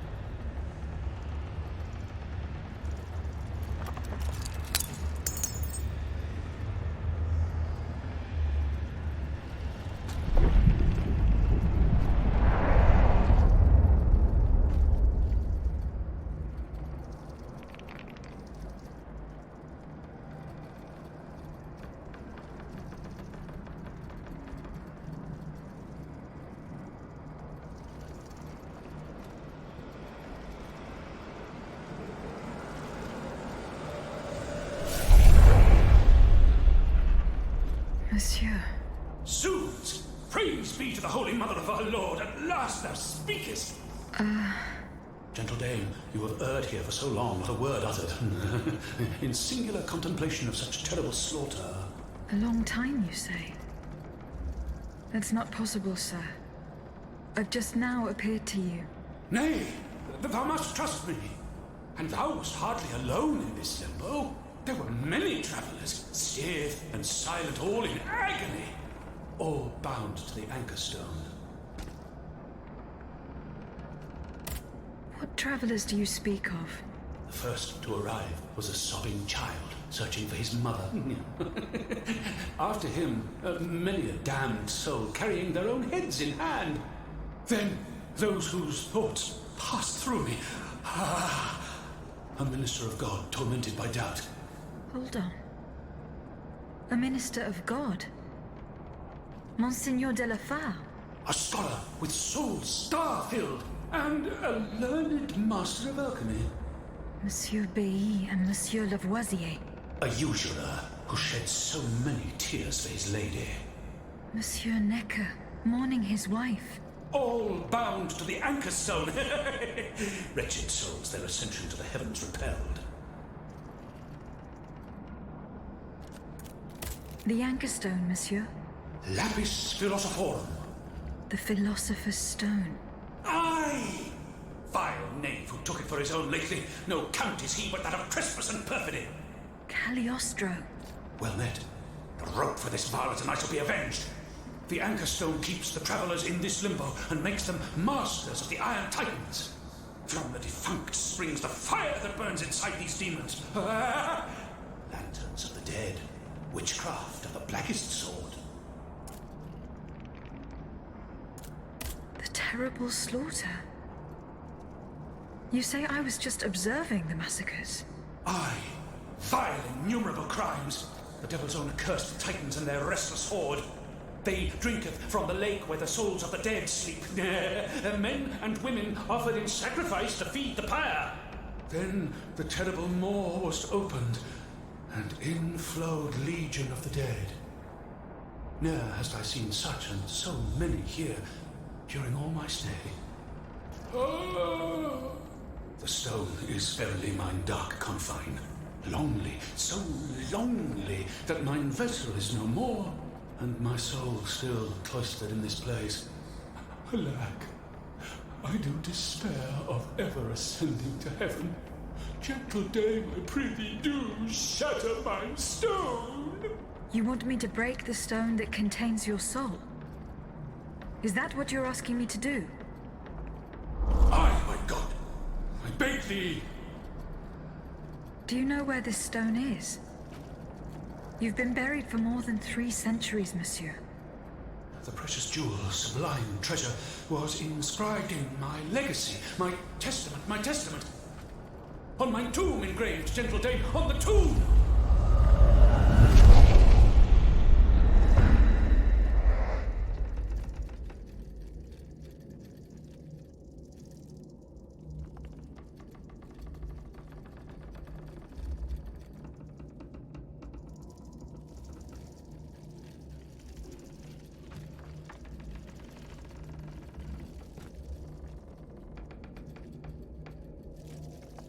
What a strange encounter.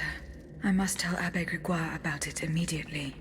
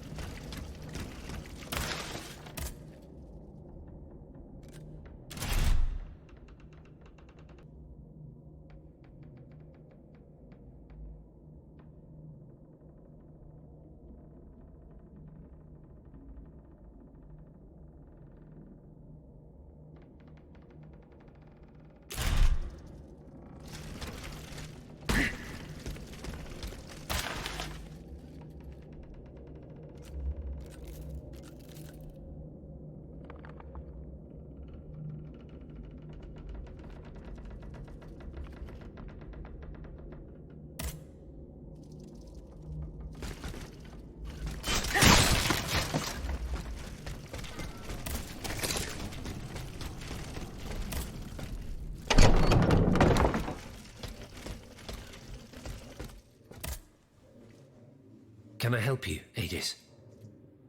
I hope so, Abbot. I'm listening. The plan worked as we had hoped.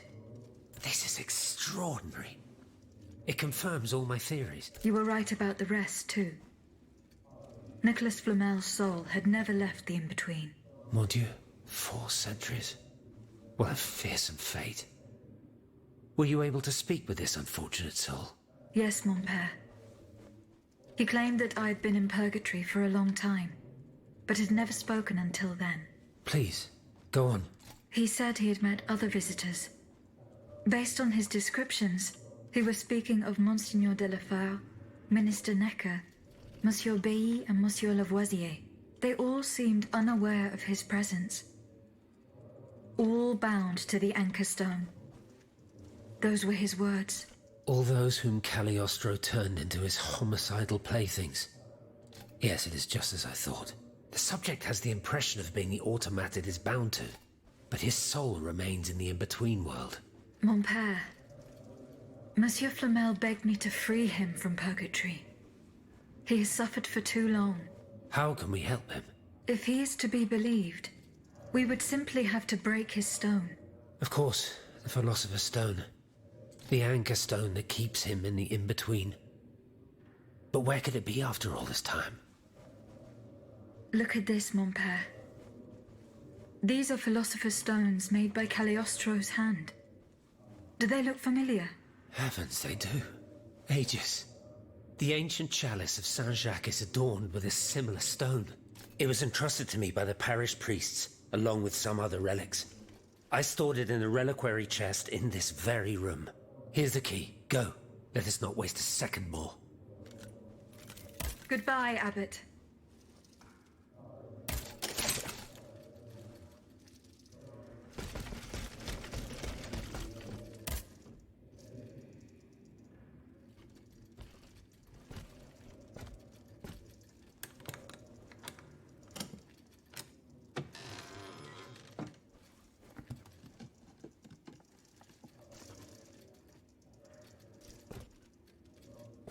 Here it is. 4 centuries, Aegis. 4 centuries. No mind can begin to comprehend what this poor man has suffered. Is this the fate that awaits us? An eternity of silence and solitude? Purgatory is just a stop on the journey, Monseigneur. Oh, I would give anything to believe it again. Monsieur Flamel, the time has come to set you free.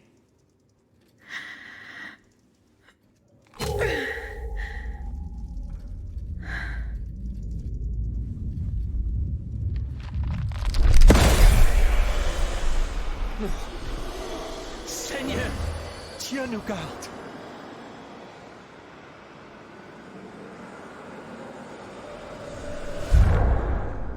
Oh, blessed maid who has broken my chains! Heavenly light! Oh, heavenly light! I shall become one with it! Et cum hae dixis et videntibus illis elevatus est. And when he had spoken these things, while they beheld, he was taken up. Hallelujah! Purgatory is not the end. Do you know what that means, Abbot? Before I say anything, I would like to take the time to consider the phenomenon we have just witnessed with a clear head. You are mistaken. What we have just seen and heard makes us new apostles. From this day on, I will live only to share the good news of this divine manifestation. Grand bien vous fasse, Monseigneur. We, however, shall focus on more earthly considerations. The fate of the kingdom, and the gruesome destiny.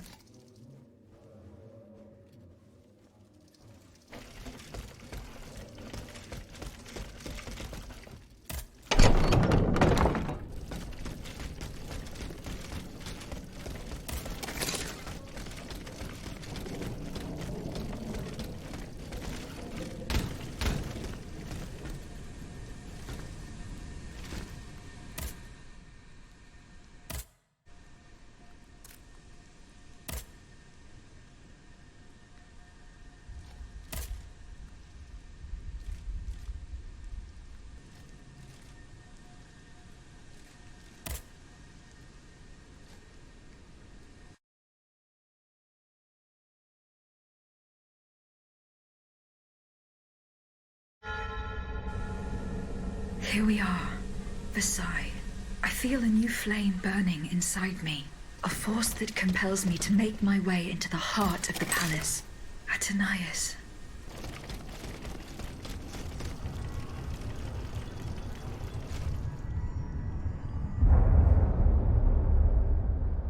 Oh, you've come back to us. My child. My sweet child. It's all right, my queen. He's stopped shouting. The doctors are with him. When will they let me hold him? Don't worry. I'm sure that... Oh, look! He's moving! My son! Oh, my son! Grâce à Dieu! We've done it! He's alive, Gabrielle! Yes, my queen, he has been saved! Praise be to the good Dr. Lemonnier! Grand Dieu! What's going on, Gabrielle? Dia! Stand back, Your Majesty! Silence, everyone! Louis Joseph! Hear my voice! My child! Seigneur! Monsieur Carrère! Oh, mon Dieu! What on earth? Your Majesty, we must retreat! Leave Monsieur! Go! Oh, my queen! Bonsoir! Hurry up and close that door! De Grasse, let me see him! No, madame, it is over. You must go to Versailles. No, my son! My darling angel!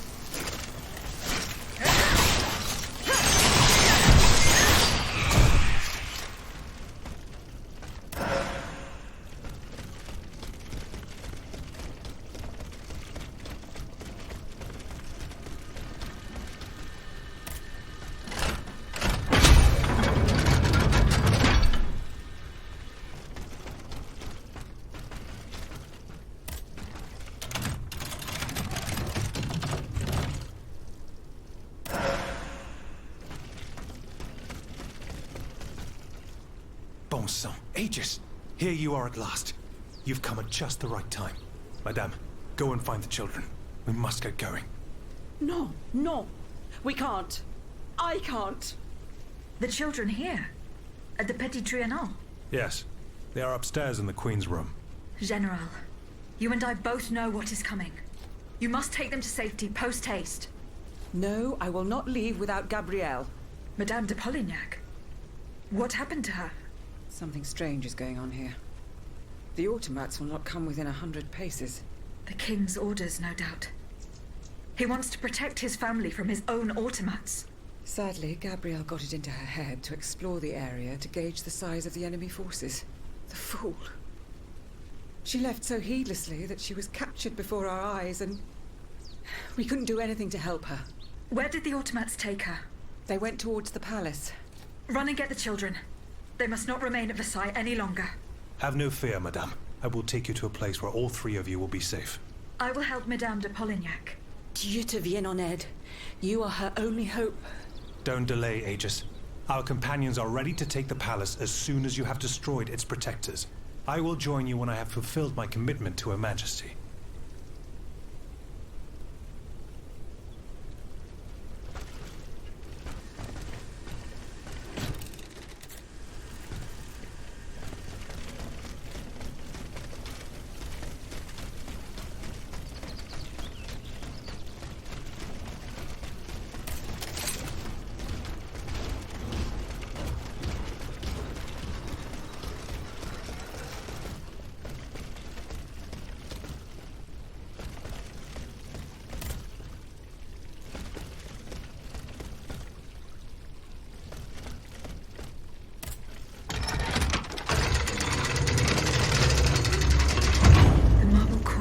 This way. Someone is expecting me. I can feel it. I must prepare for the worst.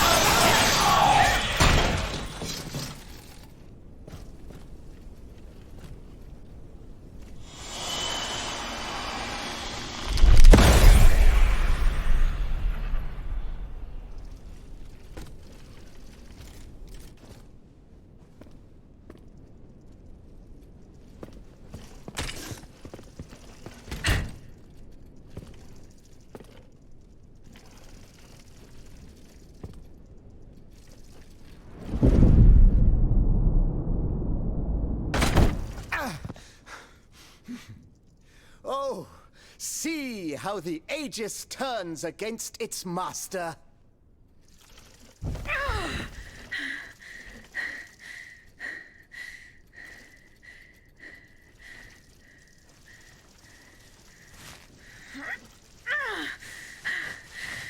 You are not my master, tyrant!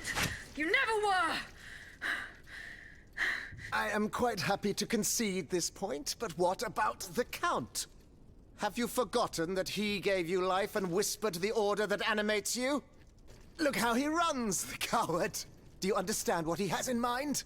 La pauvre enfant, sleeping so sweetly, she won't be dreaming for long now!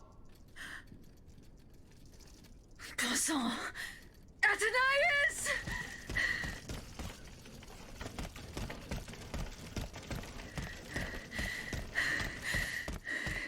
Don't move! The time has come to set you free, Aegis.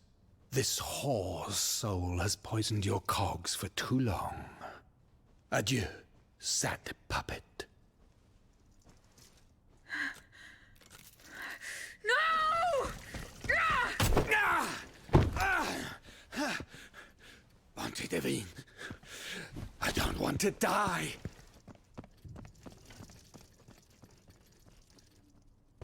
Athenais. The sun is rising, and you have slept for far too long. The beauty of this world longs for you, just as you long for its light. For you are like the flowers that open in the morning. I know you, mon ami. We loved each other. Vous en souvient-il? You gave me your heart. So please, let me give you mine today. Vivez heureuse, Athenais. For it is happily that I leave this world.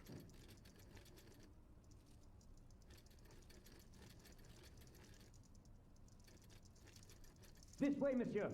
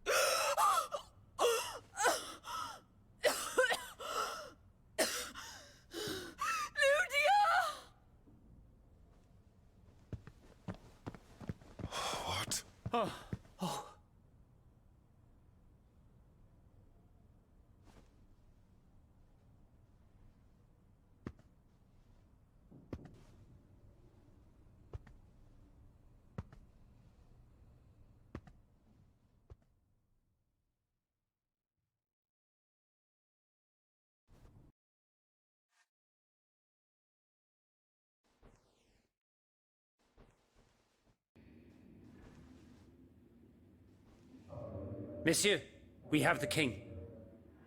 It is now up to us to wield his scepter. In this trying time, crucial decisions must be made without delay. First and foremost, we must take back Paris. And how do we do that, mon Dieu? There are automats everywhere, and they are constantly regenerated by their crimes.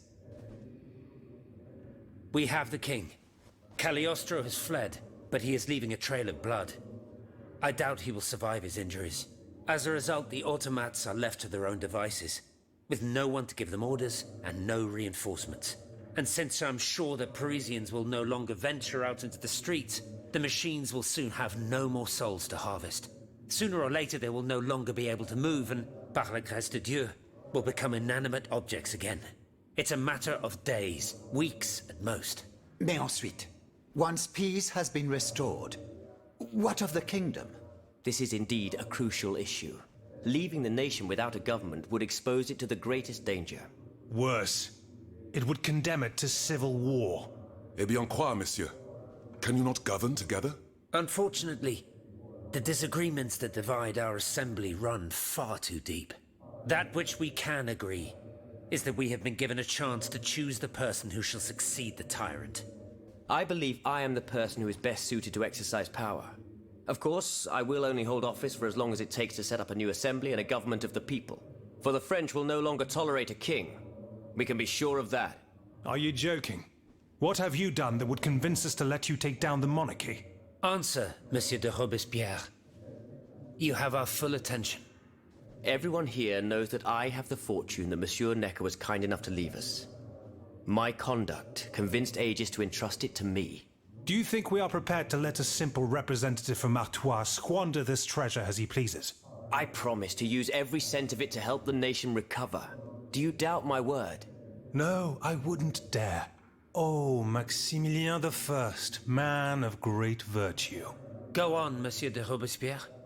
I flatter myself that while I have no personal fortune, I possess the greatest treasure of all, the support of the people, and the ability to convince those who are in error.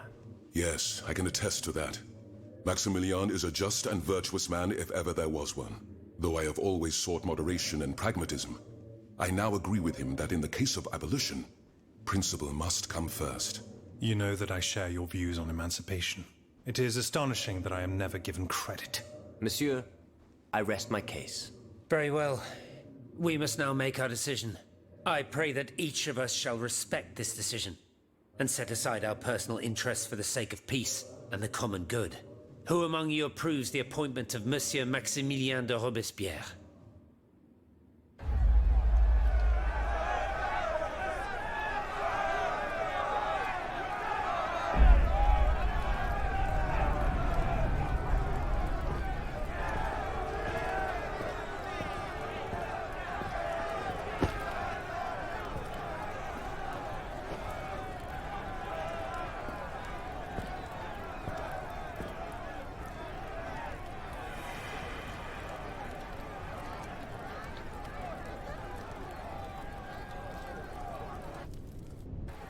The National Convention welcomes Citoyen Robespierre, Consul of the Republic.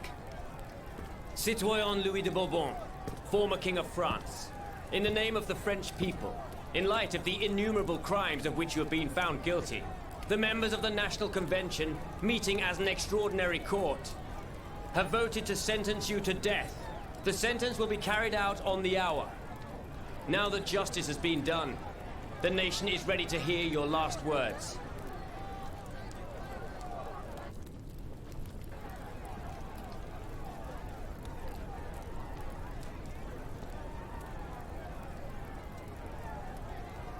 My loyal subjects, since you must lead a lamb to the altar, since you must offer a sacrifice to this new France that you intend to found, I will be that sacrifice.